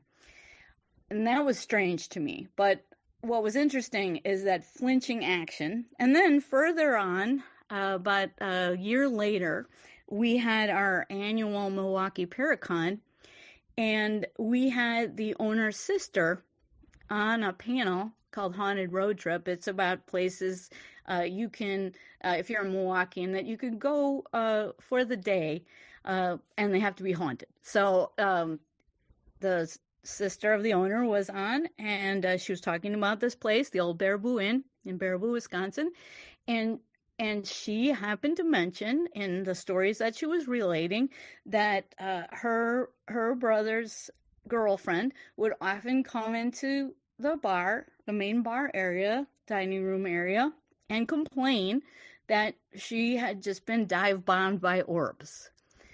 And to me, that was amazing, because that was one of those situations where it's like, I didn't know this at all. And that was such a confirmation to me that sounds a lot like what happened to me. So that's the kind of thing that I'm looking for, something that's surprising but seems to repeat to different people at different times. Well, it's interesting because that reminds me, that's the old Jeff Ritzmann, where the phenomena, you make a declarative statement about it like orbs are crap, and then the phenomena responds with, are you sure? Right, and it'll exactly. show you that. And then if you're like, of course, I don't want it to happen in this place. This place is a fraud, are you sure? Exactly. That's how I took it. Did you feel like it was alive? Yeah. Did you have a feeling about it that way? Yeah, but I mean, I have to state this. very emphatically that it was not a bug. Right. So this is, so I mentioned that my friends at Paranormal Investigators of Milwaukee, they're very skeptical, and that's great. But when I mentioned this story to them, the first thing that these two guys, the leader and his second in command, said to me, well, do you think it was a bug? And I'm like, dude, you know me. Dude, right. Have you met me? Well, that's not what I mean by alive. I mean, did you feel like it was sentient and making decisions? Yeah. I mean, I didn't think it was a thing. Unless something I can't see through it. It's funny because we're talking about supposedly the dead, but I'm asking you, did you think it was alive? Yeah. Well, no. I mean, I thought it was moving of its own volition. Right. So. Well, in other words, I guess what I meant, okay, so I saw an orb much like that, like basically the same size, when I was in the Kundalini awakened state. And nice. it came in through my closed window, it hovered there, and then it slowly floated back out through the closed window. And the feeling that I had about it was that it was sentient. It wanted to see who had entered its field of perception. It came in, it saw this guy, it sort of shrugged its non-existent shoulders and went, and then went back out. Did you get a feeling of, like, that type of feeling about it, that it was that sort of alive? That it was judging me? That it was judging you. Yes. I was like, meh. I came out for this. I manifested for this. No, I didn't feel judged. I felt that it was kind of playing with me. I didn't feel menaced. But I may have mentioned my trickster experience before.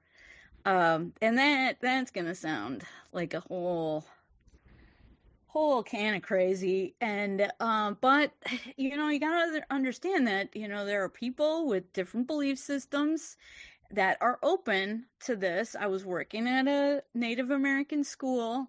I had some strange things happen, and my ankle was broken strangely. Didn't seem I moved in a way that should have broken my ankle. So I come into work a day or so after, and my Oneida teacher said to me, "Oh no, it happened to you too. It got you too." And I'm like, "What?" And she said, "There's a trickster in the school, and it's been, variously messing with people."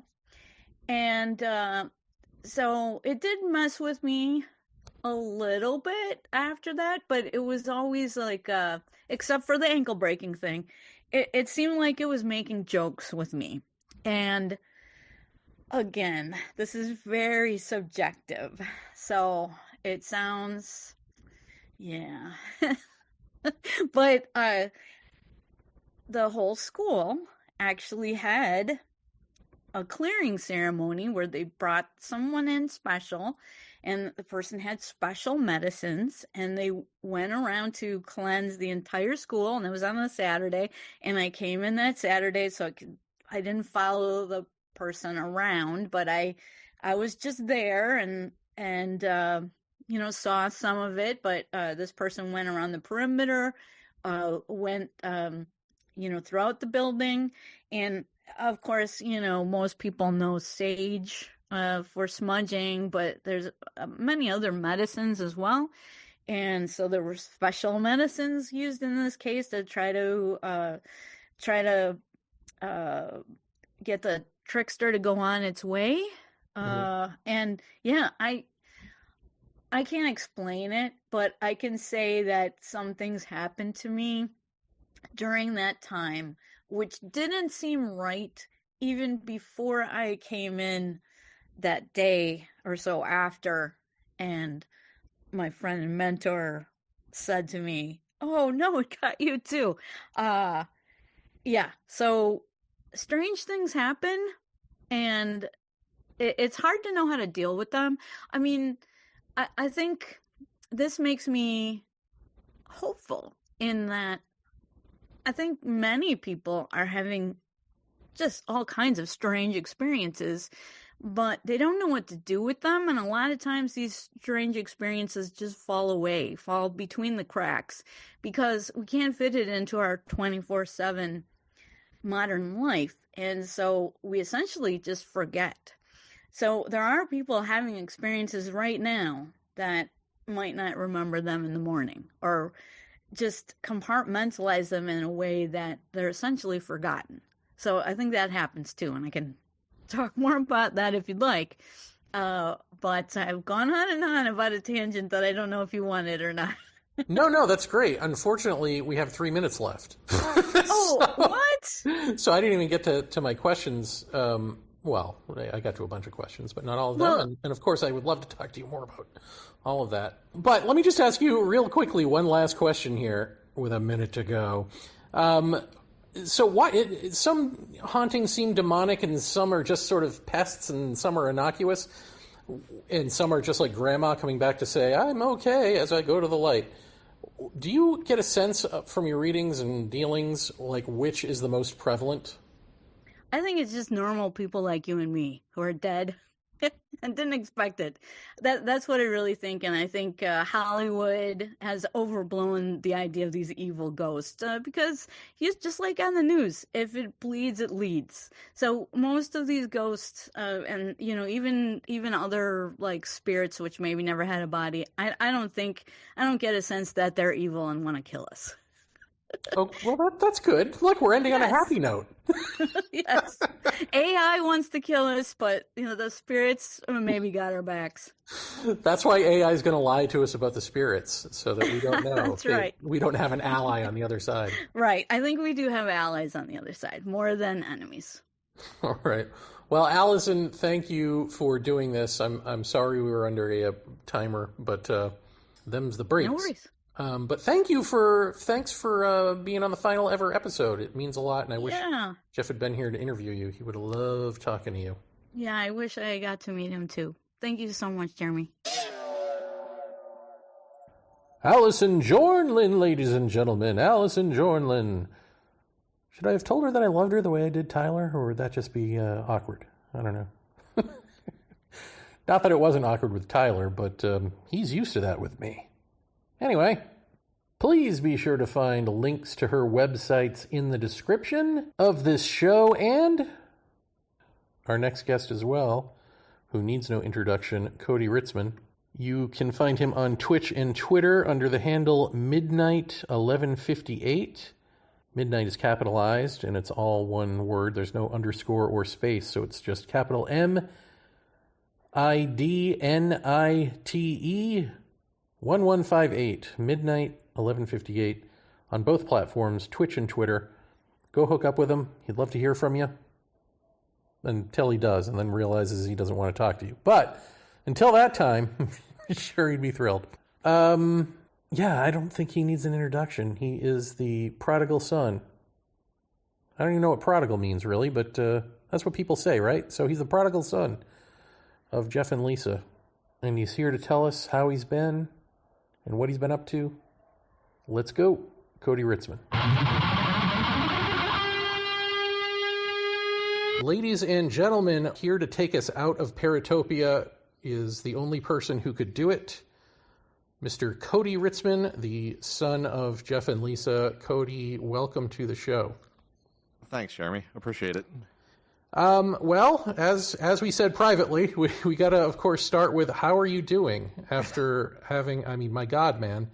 I mean, I think about like not just losing both your parents, but then also being an only child and also living in the craziest rendition of the world that we have seen.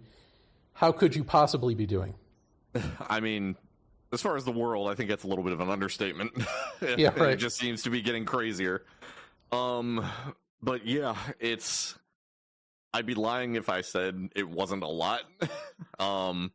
Obviously it's going on about 4 years since Dad passed, but, as you said, my mother passed last year. Honestly, and I've got to shout them out here. every single one of my friends has showed up and is basically like the shoulder I needed through all of this. Like, I have the greatest support system outside of my family that I could ask for. Obviously, my aunts, my mom's sisters were there also going through the same stuff as I was with it. But same thing. Like, I work with my Aunt Kim, and obviously anytime something would come up, she always checks in. My Aunt Corinne, she does the same.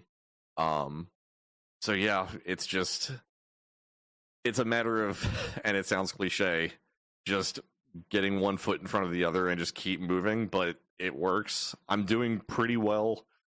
For a while, obviously things are just get to be absolute chaos, and, you know, with going through like all the finances and everything, all of that aside, even like that alone is a headache in and of itself. But I'm hanging in. I've been doing a lot better recently. Probably within like the last 6-month period. So I'm hanging in. That's good to hear. Huh, wow. Well, you sound better than I would have been. I'll tell you that. So did you live at home, or were you living out on your own? No, I was still at home.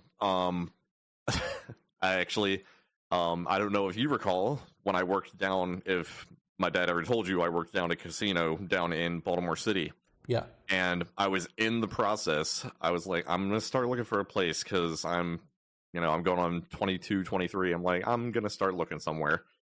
And as I started looking, they ended up letting me go. So that's, and then but yeah, I pretty much, I took over the mortgage here. I'm like, I'm not going to be able to buy a house this nice in this market. So I'm just going to, update everything, modernize everything, sort of take it slow and steady.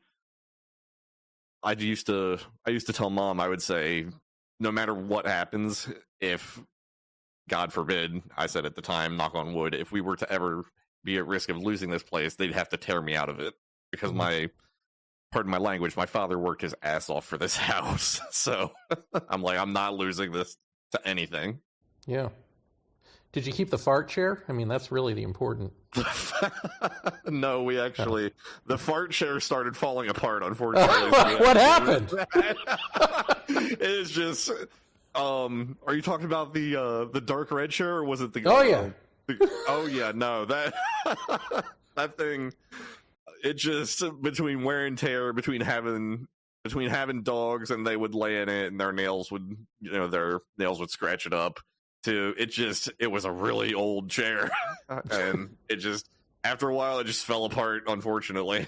Well, I like to think I contributed to that, but it's probably not. So, all right. Well, let's go back, shall we? Let's revisit childhood or something. Mm-hmm. I've just always been curious if, because I remember, like, you were with us, or we all went to Gettysburg together. Yes. Right? So when we did, like, the Paratopia ghost hunting stuff, you were there. Yeah. But you didn't strike me as particularly interested in the paranormal at all. So I guess, are you? And when did your parents start talking about, like, this stuff in their lives? Oh, well, I mean, soon as the first memory I have, I can remember sort of overhearing Mom and Dad talking about stuff like this. Yeah, the last time you were at the house was God knows how long ago, but you're right. Around that time, I didn't have much interest. I'd say, if anything, I was a skeptic. Because it was always, to me, this thing of, okay, sure, yeah, you saw something in the hallway, okay. But as I got older, and, like, he and I would have talks about things, I, unfortunately, and I've been going back through and listening to Paratopia a bit, it got to be this thing that I was like, oh, okay. Yeah, that's not just shit in the hall. Yeah, right. There is shit in the hall. And like it's happened multiple times.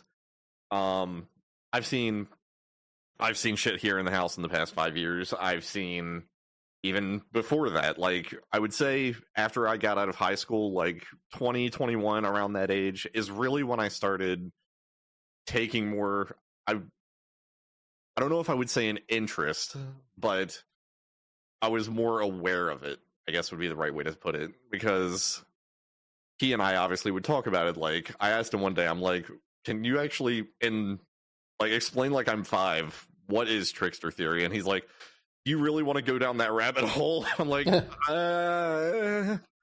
but yeah, I think there's been a few moments where it's like contributed to a flipping of a switch. And I think one of them was, it was right after my grandfather passed away. It was maybe about 10, 12 years ago. And he ended up going into hospice care in a hospital for a while, and through some negligence, or what seemed to be at the time, my parents were worried, and my mom and her sisters were worried about potential malpractice. So we're at his funeral, and maybe it's probably, I want to say it was around 3:00. Dad comes into the funeral, and he says, I just had the weirdest fucking dream. And he got all the sisters together. I was standing there with him, and he said, I talked to Dad. They were all like, okay. And he said, he told me to tell you, you tell them girls that nothing happened. I was okay with it. Everything was okay. And I'm like, normally, if this had been 5 years prior, I would have been like, okay, sure. But what really got me was my grandfather had a very particular way of talking. It was his mannerisms. It was his sort of inflection. It was all of it. Like the wording was, I was like, okay, this. And obviously, I'd heard stories from Dad all my life of him laying in bed at my grandparents' house, his parents. And I don't know if he ever told you the story of laying in bed and seeing the black and white square in his vision. Yeah. I remember hearing that story very early.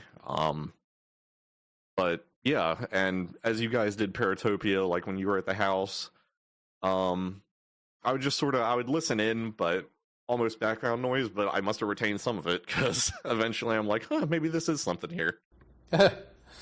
Well, I remember him talking about the condo, which I think was the place you lived before the house you live in now. And, what he described there were like phantom, well, kind of what you were talking about, things in the hall. But he would talk about like phantom limbs, floating around, or, things that you would think were a cat but weren't. Yeah. Do you remember anything like that in that place? Like, can you remember, even if you were sort of skeptical or brushed it off or whatever, could you, looking back, see a qualitative difference between what it felt like to live there and what it feels like to live in your house now, or no? That's a good question, actually. So I know Dad would always, talk about sort of like phantom limbs, seeing different things. The big thing that I had seen at the condo was I would see a black shadow that would walk out of the bathroom and sort of walk down the hallway. Now, Dad had obviously seen more extreme stuff than that. But I don't think there's as much of a difference between the condo and here. I've seen sort of the same kind of stuff from both. I will say, on the same sort of topic, the big stark contrast that I can confidently see is this house and my grandparents' house on my mom's side. We went to put that house up for sale. And after he had passed and we were clearing everything out, we cleaned out the garage, we cleaned out the house. It was on the market to be sold. We were dropping off the keys, me and Mom. And I distinctly remember this. It was about 7:03. I remember the exact time. And we went into that house. And she was going through, doing like the last walkthrough to make sure everything was fine. She went down the hall, checked everything. She's like, all right, I'm just going to run down to the basement, check everything, check the breakers, check all that. I'm like, cool, I'll just sit up here and chill. As soon as she went down the stairs, I have never felt more of an uneasy feeling than in that moment. Like, and my grandparents were, I don't, saying this now, I don't think it was them, obviously, because they were incredibly loving people. They were incredibly supportive, the nicest people in the world. This presence, the only thing, and I told Mom when she came upstairs, I'm like, are you cool if we go? Are you ready? Like, I was ushering her out the door a little bit. I was that uneasy. And you know me, I'm not a small dude. I've never had more of a feeling of, you don't belong here, get the fuck out, than in that moment. Something did not want me there. And it was like this pit in my stomach. It just would not go away. And the second we walked out of the house, she locked the door. It went away. So I don't know what that was, but... And you've been back there before, right? Sorry? You've been back there since. No. Oh, no. That was the final walkthrough for when we sold the house. Oh, wow. So yeah, we haven't gone back. My aunt lives right down the road from that house, like maybe walking distance. They've visited since people have moved in. They never felt anything, but my cousin John, he was living there for a little bit. He was sort of in between houses. He had sold his place, but he was buying a place in Virginia. He needed a place to stay. So he was staying there for a little bit. And he basically said the same thing.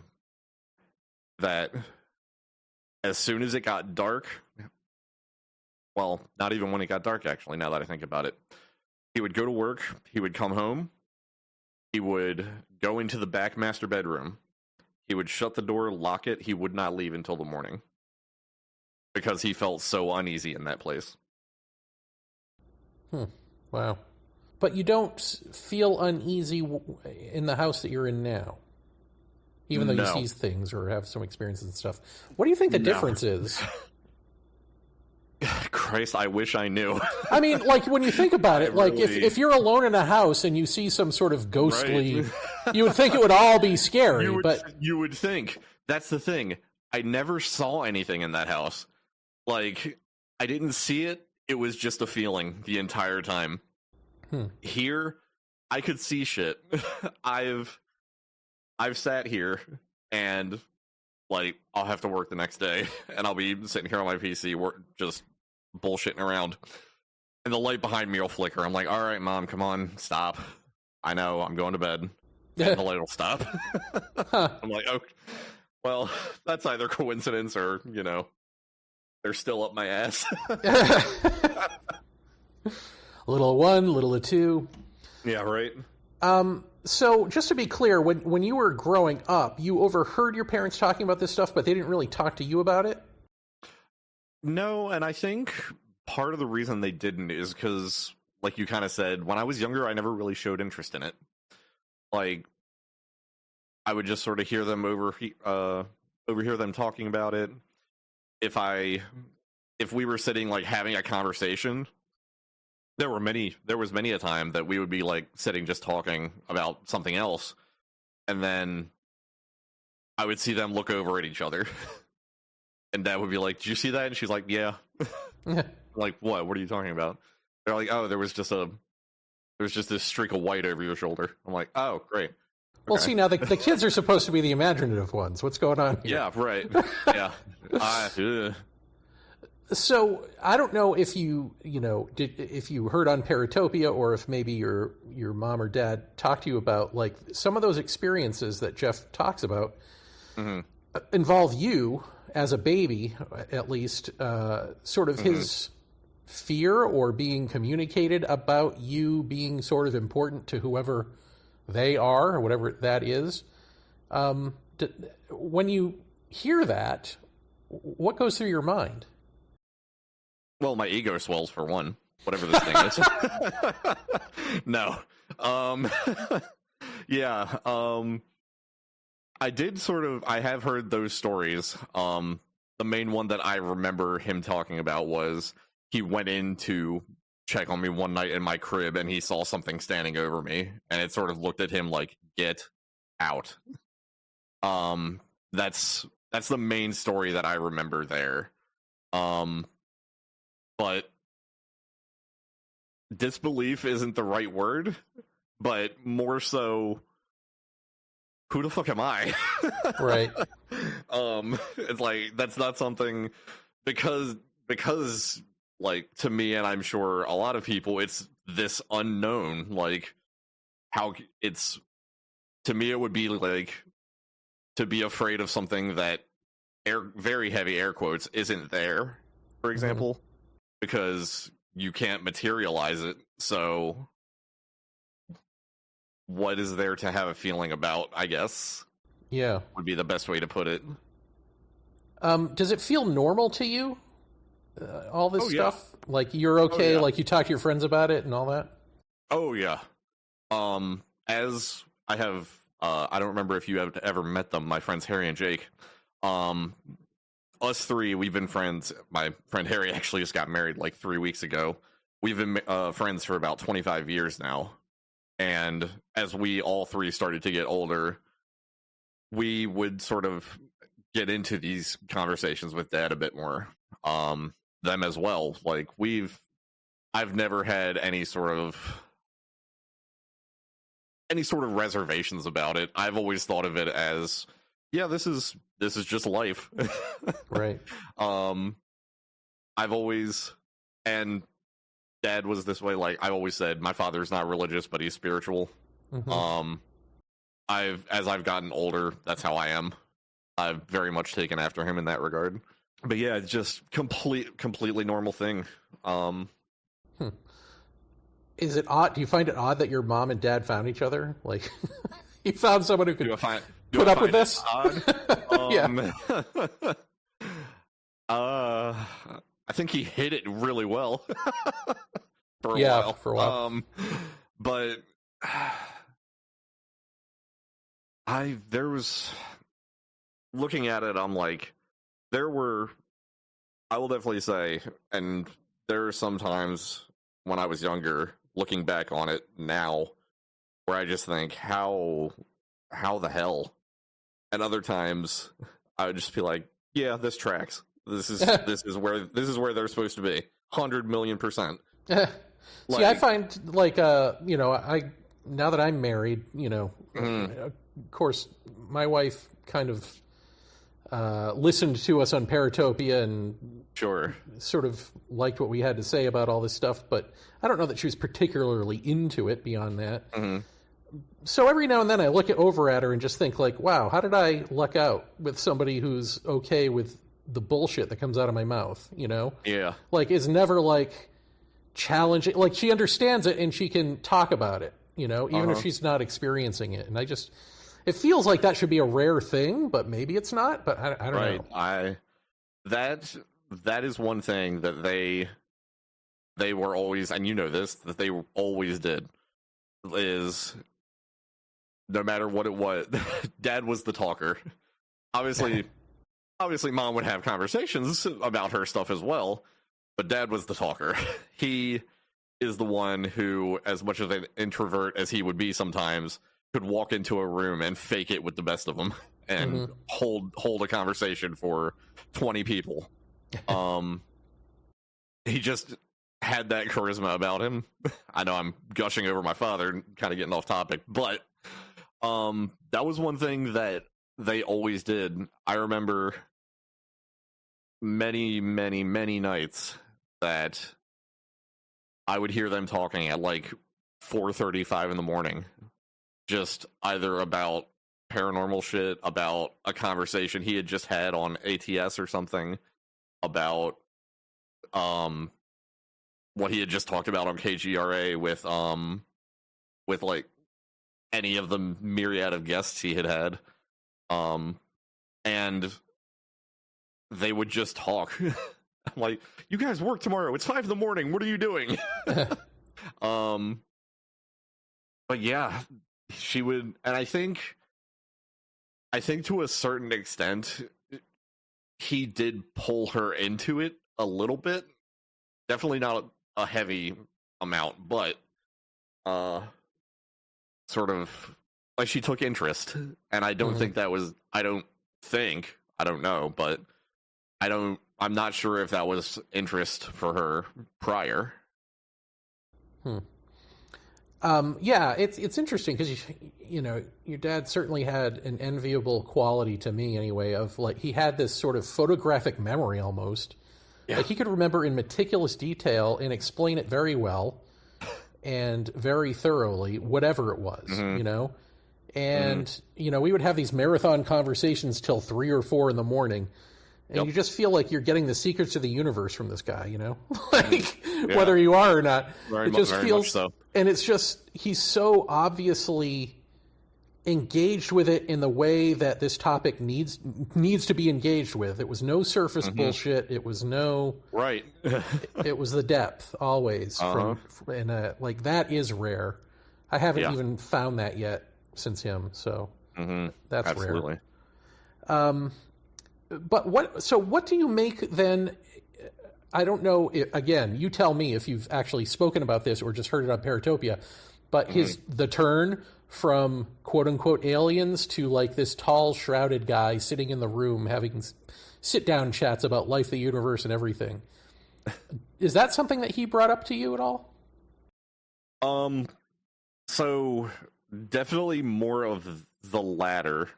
He and I always bordered more when we would chat about things like that. Yeah, would border more towards, you know, as you said, in the latter, sort of the paranormal side of it. Like, I know that's all encompassing, but when I say that, I think of, as you said, everything as opposed to the ufology side of it. That I don't have as much interest in or sort of overall knowledge from him on that side. But yeah, it's definitely more of the latter. So are you surprised? Sure. He's always been into weird shit. I can't really say that I am. I feel like that's almost the natural progression, is to look at this thing and say, oh, there's other shit out there, and then take another step back and say, oh, there's other shit out there. Yeah. It's that same sort of thing through a bigger lens. What about his other relatives? Did they know about all this stuff, or, you know, since? Oh yeah, they did the whole yes, time. Very much so. His parents were very aware.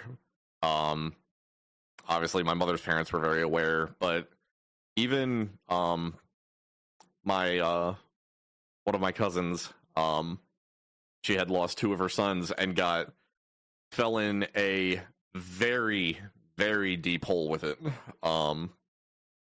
Unfortunately, fell into the deep hole on the side of mediums and psychics, which I know he definitely, I've heard him rail against more than one occasion.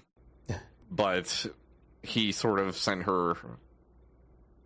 talked her through that path of looking at the bigger picture and the bigger scope of things. And as far as I'm aware, she still sort of looks into this stuff.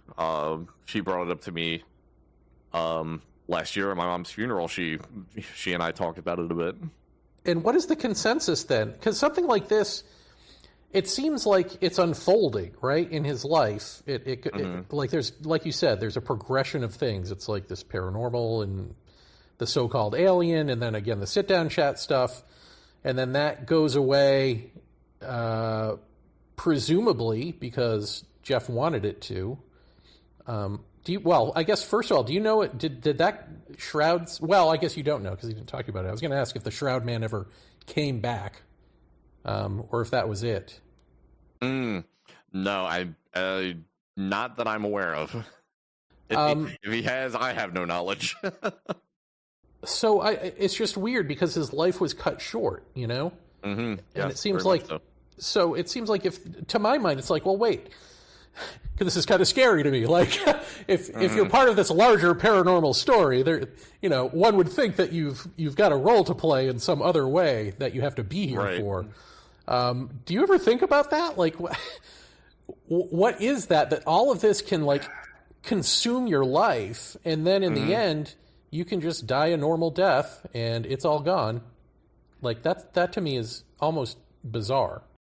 You know, I've had that thought before. It's funny you bring that up. You mentioned, you know, having this role to play and then having it cut short. I've had this nugget in the back of my mind is, was it cut short or was he needed elsewhere? Yeah. Well, did you, you know, when you think things like that, do you suddenly get like a synchronicity or a paranormal flicker of the lights? No, I don't. But I think the one thing I have, you know, I just think, oh, probably something he would have thought. It's more of sort of like it's more of a self-reflection than seeing anything outward at that moment. Now, looking back on your life, can you see or not see? Maybe it's not there. Where, like, as you're, especially, I guess, listening to episodes. I don't know if you've listened to a bunch or just a few, but I would just think like there have got to be points in your life that were maybe confusing as to, you know, maybe even he was in a bad mood or something for a good long while, or scared of something for a good long while. And does this make sense of that? Is there any of that in there where you like look back and you go, oh, that's why he was acting that way, because this was happening? As far as anything to the paranormal side, or just you mean in general? Just in general, like in life, you might not know why he's behaving a certain way, and then you hear the paranormal stuff, and you're like, oh, okay, because this was going on, and I didn't know that. Yeah, so there was many a period sort of where I would overhear, because, you know, he was very animated when he would be talking about something, and I'd hear a conversation down the hall and hear it like he's in the room because he's at the top of his lungs, not meaning to be. And it would be just obviously utter frustration sometimes at, you know, people in this field, like some of... Am I allowed to name drop here? Yeah, sure. What do I care? This is the last show. I don't care. Hey, I just want to make sure. The amount of times I heard the name Jeff Pritchett in the house, followed by that motherfucker. What are you two puss doing out here? Huh? What are you puss doing? Puss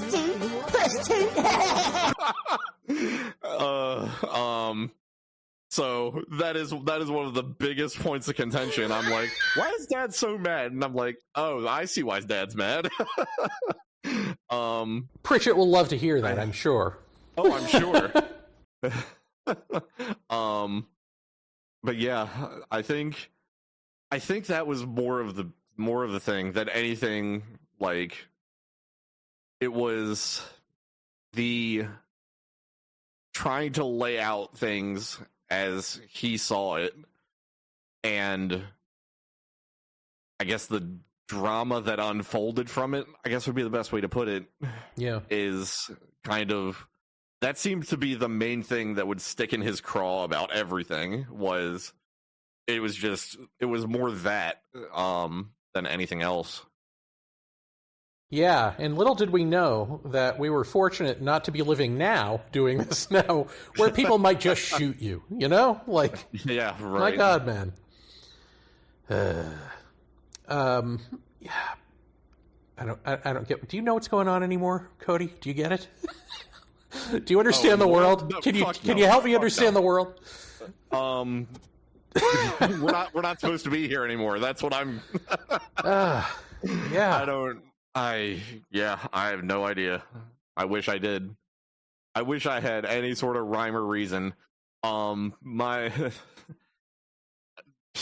We would always joke, the three of us, that clearly something went wrong when they built the Hadron Collider. That it fucked with something, and we are now in the worst timeline. Yep. The dumbest timeline of all. Yeah. Yeah. Huh. Have you been back to Gettysburg? No, but I want to. I just want to go, just like make a day trip of it. But no, I really haven't yet. Is that something that you're gonna like? If you go, you're gonna do the EVPs and all that fun stuff? Oh, I feel like I have an obligation to. Oh, right.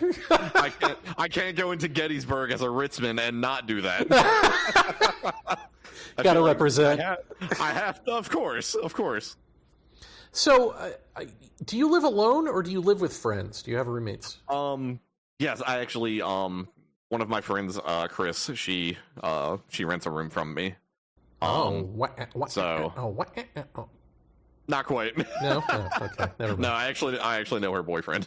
No, we're really good friends. So it's not totally scary then. Does she see or hear things in there? If she hasn't told me about it. But yeah, since she's been here, I haven't seen as much. I will say that. Huh. That's interesting. Do you still have pets? No, unfortunately. She has a cat, but unfortunately, Berkeley and Junebug, our last two dogs, they passed last year, towards the end of the year. Sorry. Thank you. What about the outdoors spots? What is it? Like that workshop that Jeff had, and that sort of gazebo-looking. Maybe it is a gazebo. Mm-hmm. If I'm thinking correctly. Do you get any sensations or anything from going in there? Do they have a different vibe to them, or is it all good? Given the fact that I usually don't when I go out there, usually I have to go out if I have to go out to the shed to grab something. Towards the latter half of us being in this house when they were with us, that shed became just more of a storage spot. So I don't really equate that with his workshop anymore. That was sort of the downstairs room, the back left, the back bedroom. That was his office. That's anytime I think of like him working on anything, I think in that room when he was doing his painting. Yeah, I don't really have any connection with those two buildings much. Do you think it's weird? I always thought this was weird that Jeff never really painted or sculpted or anything. His, any of this stuff. Always like Star Wars or something, but never this stuff. Right? Yeah. It's definitely weird. I don't know why he didn't. I don't know if it was. I guess it could be that painting was his escape from everything else. Like strip away the bullshit, just focus on this. Yeah, I'm not sure why he never did. And then, did you ever have talks with your mom about this stuff? Maybe even after he passed away, just what she thought about it, how it affected her life. More so after he passed away. Yeah, it came up a little bit more. But they're.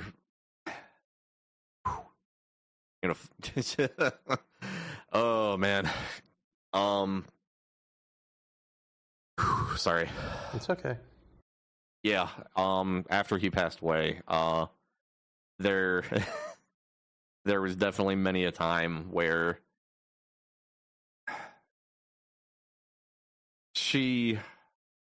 it's fucking heartbreaking to think about, but there would be times she would come home, and there were times, the same feeling I've had before with both of them, is there are days she'd come home from work and she'd sort of tear up and say, I don't feel him here right now. And it was like almost I could hear her heart breaking. Like, and I've had that feeling, like I'll come home and I'm like, man, something doesn't feel right. Feels like something's missing. I'm like, and then whether it's true or not, I sort of reassure myself of, they're elsewhere. They know I'm fine. They got other shit to do. Right. But usually when we would talk after he passed, it was just sort of general stuff like, have you seen anything? Well, this happened. Have you? Not this week, but last week this. Nothing super deep. And I'm sure a lot of people, anyone who's listening who may have lost a spouse, can attest. She got very reserved after he passed away. And I had never screamed at my mother in my life until Dad had passed away. Because she would come home, she would sit in the chair, watch TV, go to bed, repeat the next day. Mm-hmm. And that was it. I would try and talk as things got later. For the first year, if we tried to talk, she would talk.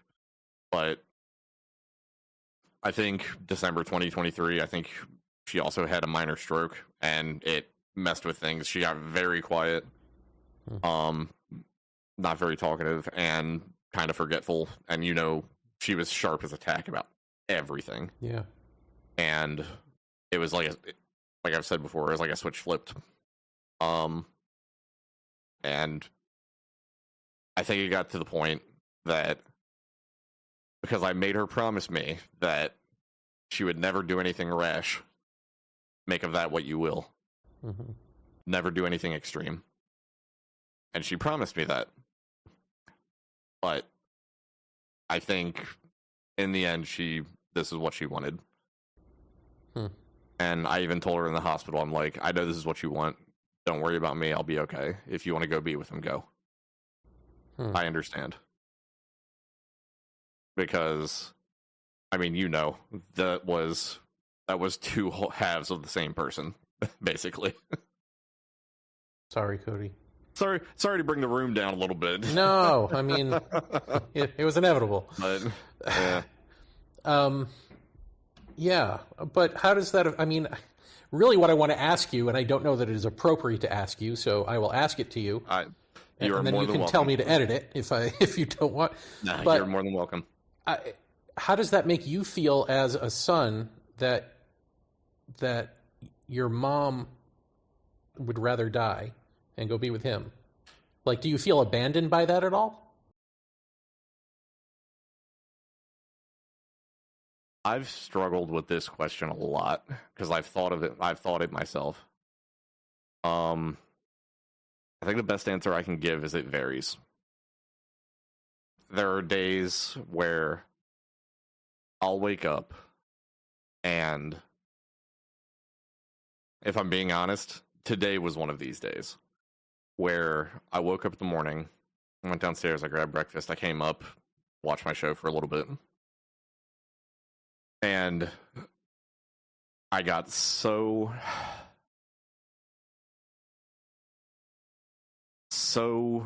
nothing else mattered to me. I got so blindly seeing red, angry at the world. And all I could think over and over was, how the fuck could you two do this? And then I have days where I'm like, I want to preface, because I don't want to scare anybody, I'm okay. Right. These days are very few, far between. But when they happen, they are bad. But most days I'm fine. There are days I wake up and I think, not the tangent, but I'm thankful that they both, mainly Dad, but they both had this outlook and this experience and everything with the paranormal, with ufology, what have you, whatever you want to call it. Because I can take that thought and know that they are still here. Somewhere. Wherever they might be it here, be it, fuck knows where, on Alpha Centauri or what have you, exploring the next galaxy over. Who the fuck knows? But they're here somewhere because I felt it.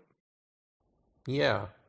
Well, like I said in the memorial, I haven't felt Jeff or anything like that since, but there was that, again, a light switch in the living room flipped on, the light turned on. And I don't think he had passed away yet. I think it was like right before. It was almost like a harbinger kind of thing. Mm-hmm.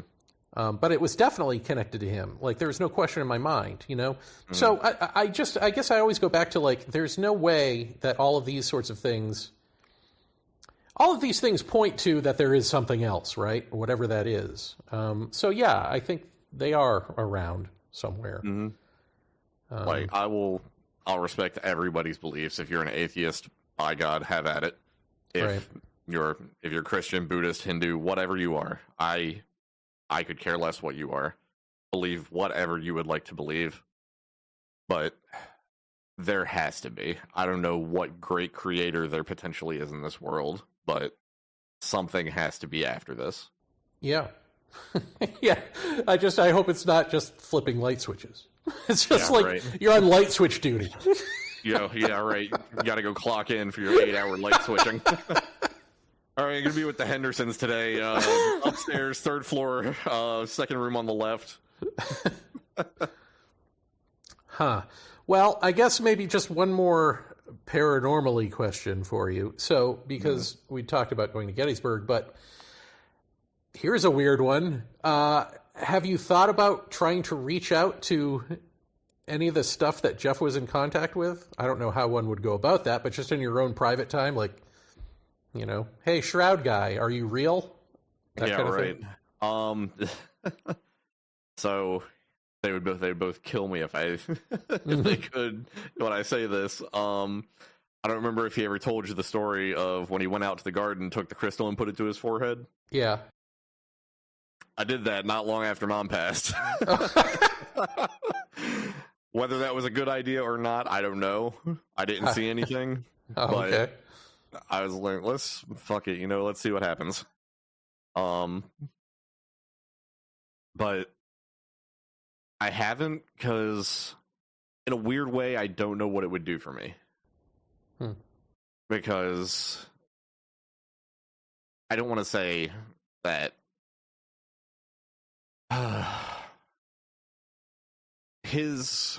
what Dad... I don't know if it's malicious. I don't want to fuck with it because I know some things potentially can be. Right.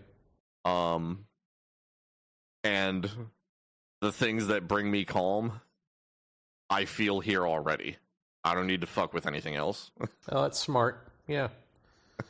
Well, so do you have a sense of why him? Like, why him, as in, why did he have to go, or? No, as in, why did all of this paranormal stuff happen to him? Oh. Like, as far as you know, it's not in the family, right? Because some people say, it's passed down generation. Yeah. No, not as far as I know. Honestly, the thing that, and I think he sort of picked up on this a little bit, But as I've sort of just randomly looked into it, people I've talked to, the one thing that connects every one of them is they're a creative person. Mm-hmm. Creatives seem to gravitate to this. I was a late bloomer. Obviously, I play music. What do you play? But both guitar and bass. Oh, cool. But that seems to be the connecting thing. So, as I'm older now, like if you had asked me 15, 20 years ago, why him? I'd be like, I don't know, he's weird.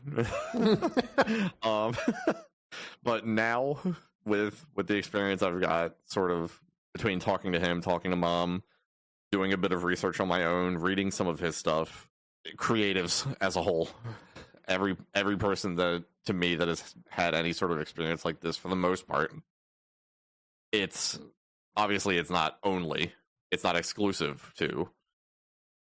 Yeah, but it's a lot. But creative people always seem to get caught under this umbrella.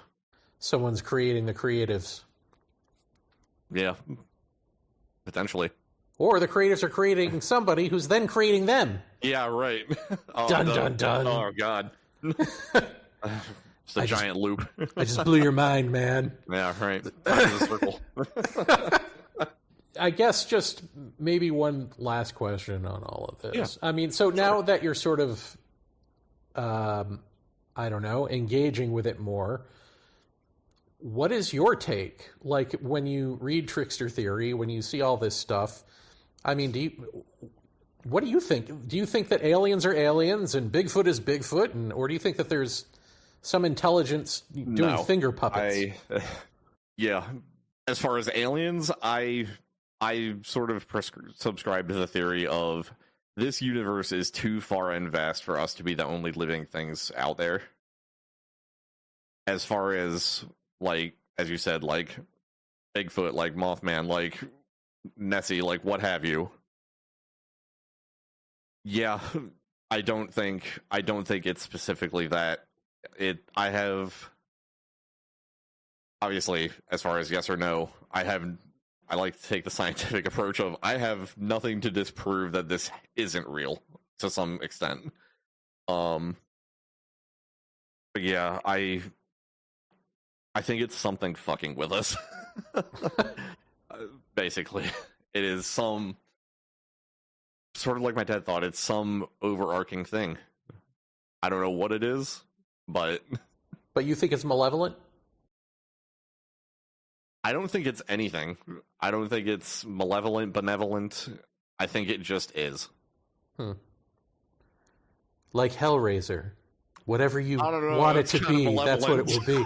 Well, that's what I always thought. Like, there was always this thing, like Hellraiser was like, whatever you want it to be, that's what it is. But it's like, well, why does it always end up being hell? Why does it always... Well, because humans are fucked in the head. Yes. If I've learned any one thing. Yeah. But, I mean, but let's go a little deeper on that, just because, right, I sort of agree with you, but there is a depth to it. Like, obviously, well, it's however you engage with it. If you think it's something shallow or whatever, that's as far as you're going to go. But there does seem to be a bottomless pit of learning, which tends to be more about you than it. You learn, as Jeff would say, you learn tons about you and not much at all about the phenomenon. Right. Well, one of the things he had said that I had heard him sort of talk about many times is it, quote, whatever it is, dangles this thing in front of you, and just as you're about to grab it, it moves the goalpost and keeps moving the goalpost, as you said. So it's just kind of bottomless. Yeah. Do you think it's bottomless, or do you think that there's a point to... I guess that's the thing. Like, is there a point to it? Or can we not know that until we become whatever it is we're supposed to grow into or hatch out of, you know? Whatever, yeah. I would pretty much say that is, yeah. Like, I don't think we're supposed to know. Because of all people, he was one of the people I knew who was the deepest into it, as much as he would sort of denounce every time he would try to get out, it would pull him back in. And he never got there. It just kept moving that goalpost. I don't think we're supposed to know. I think it keeps us on the hook and just as you said, when we go, now we know. Yeah. I'd love for somebody out there, and maybe this is you, Cody. Maybe you're the next great researcher. Who knows? But I don't have the patience. Yeah, don't do it. I don't have the patience to deal with people. Yeah. Oh, yeah. And the people you'll have to deal with, trust me. And I'm not even talking about the Pritchetts of the world. I'm talking about the ones you're supposed to like. Like, they're problematic too. But someone like Jeff, or me, I guess, I can throw myself in there, goes to Gettysburg and has an experience. I would say Jeff, more than me, had a normal sort of Gettysburg experience, right? Like, you get EVPs, you get a photo of a ghost, you know. Mm-hmm. And you just happen to be an experiencer in your own life of all this crazy stuff. So it is weird. I wish somebody would do some sort of, I don't even know what it would be, but just start thinking about in terms of, like, if this is, like, it can't be a coincidence, right? On the one hand, that an experiencer is experiencing all these different paranormal phenomena. Like, they can't all be their own individuated thing, and, oh, they're all a constellation around one person. Like, that's just too coincidental. On the other hand, if you go to Gettysburg, it's not like Jeff is getting Shroud Man in Gettysburg. He's getting Gettysburg ghosts. He's getting EVPs of, like, what sound like soldiers. Mm-hmm. You know what I mean? So there are specific places that have specific phenomena that if you go there as an experiencer, perhaps you see it. But if you're not there, it's not as though you're going to see Gettysburg ghosts in your own home. You're going to experience whatever it is in your own home. Like, what is that? If it is all one intelligence or something along those lines, why are there specific locations that have specific entities or, you know, visuals, let's say, and audio attached to them, but they don't seem to leave there? And they, you know what I mean? And the experiencer can experience them there and not in their own home. But obviously I don't know what I'm saying here, but it just seems like it is all one thing, and yet that does seem to present a difference. Boy, I wish I knew. But it can't be a difference because it's all happening to the same people. You know what I mean? Right. And like I said, I wish I knew. I don't know. Why, Cody? Why don't you know? Because I'm not him. I'm sorry. God damn it. I don't know if it's something as simple as, like, it's what we expect, so it's what it shows us. We're like, oh, we're going to Gettysburg, so we're going to see ghosts of soldiers, and it's like, okay, here you go. Or what have you. Or... Well, let me throw this at you. I don't know. So I have a new book coming out, that is about this Kundalini. But for some odd reason, I found myself writing a big, long, actually, I think 3 chapters on Gettysburg, on going to Gettysburg with you guys. And the thing that I experienced there that stuck with me was this sort of, well, it appeared in 2 different ways, but I think they were the same thing. And it was basically a black amorphous shape that I think contained what you would say are the Gettysburg ghosts. But nobody else has talked about this. I asked on the show, has anyone experienced something like this? And they said no. And I wonder, but I only experienced it, I think, because I allowed this meditation energy or Kundalini or whatever word you want to use to be active. So I think through the eyes of that I see what I take to be almost like a I don't know, a meta-intelligence that has the puppeteering going on. You know what I mean? So, but then Jeff won't see that. He'll see the soldiers, or he'll hear the soldier, or whatever. You know what I mean? So, but that's just because he's not active with that energy. It's just a matter of like perspective switching. Exactly. Like I said, it could be as simple as quite literally that. Like, this is, like I said, it could be a perception thing of this is where you're going, this is what you expect, so this is what it shows you, or this is what you engage with, so in turn, this is what it's going to output. I have no idea what reasoning it would be, or I don't know. I mean, I think that the best thing that the paranormal has ever, intelligence has ever said to Jeff, he mentioned this in different contexts on the show. One was the Shroud Man, one was prior to the Shroud Man. Oh, you think this is real? Once you think you have it pegged, I mean, so I feel like I'm seeing something that transcends and includes what the average person is seeing, but the reality is, if you pull back from that, I'm probably not. Mm-hmm. Oh, you think that's the reality? Oh, you think that's real? Yeah. What about this over here? Come look over here, jingle, jingle. Come look over at these keys. Yep. Well, if you ever figure it out, let me know.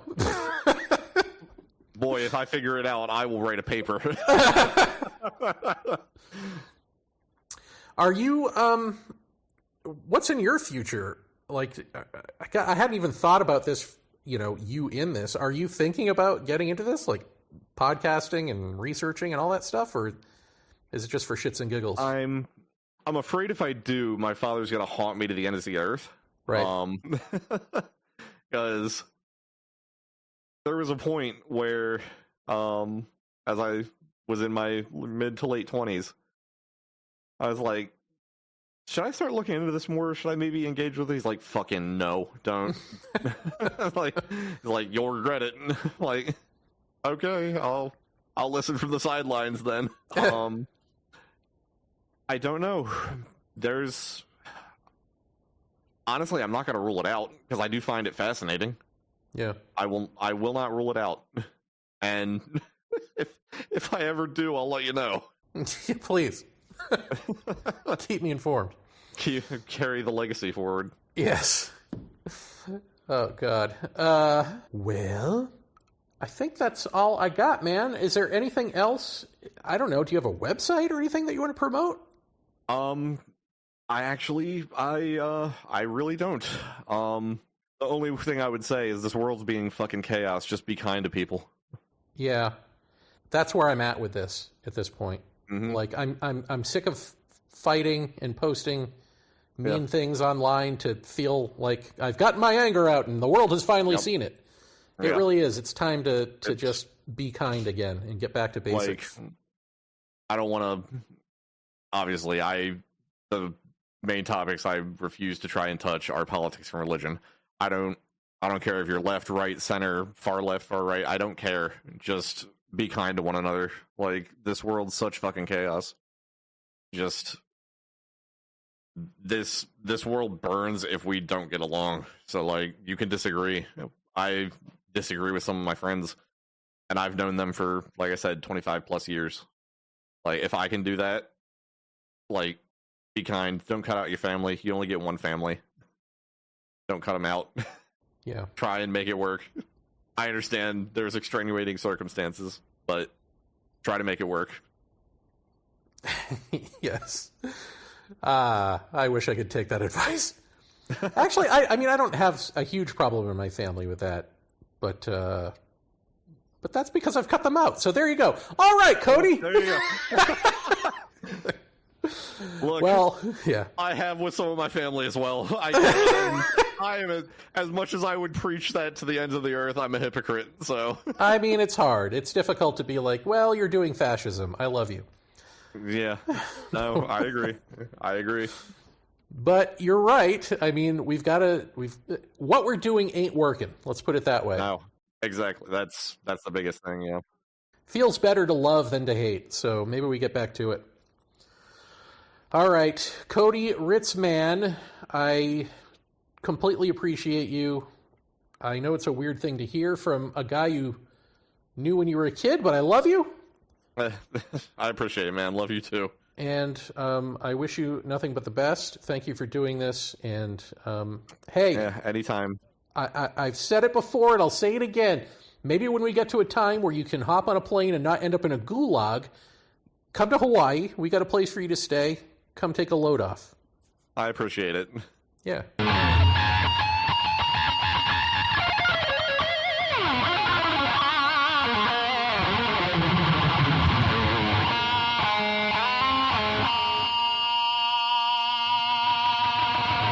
All right, that's it. That's way more show than I ever intended and then you probably wanted to listen to.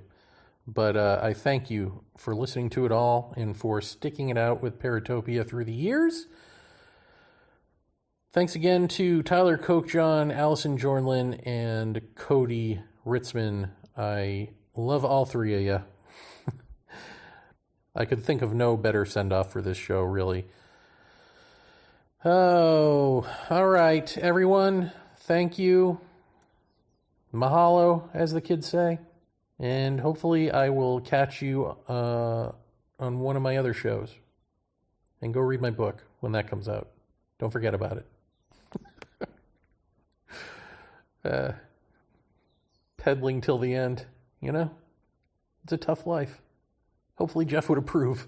You're giving me the 1 minute sign. I'm giving you the hold on a second because we got a donation to Paratopia. What? Yes, that's correct. We got another one that I want to publicly thank this man. The guy with the sheet? No, I'm sorry, not. Go ahead and keep poking fun at it. Let's see what happens. Toilet paper man, that guy? Oh, there it is. See, I mean, this is not going to bode well for you. Ah, okay, well that answers that. So, good night, everybody. Anyway, yeah, I think that's a show right there. Yeah. Good evening. Good evening and good night.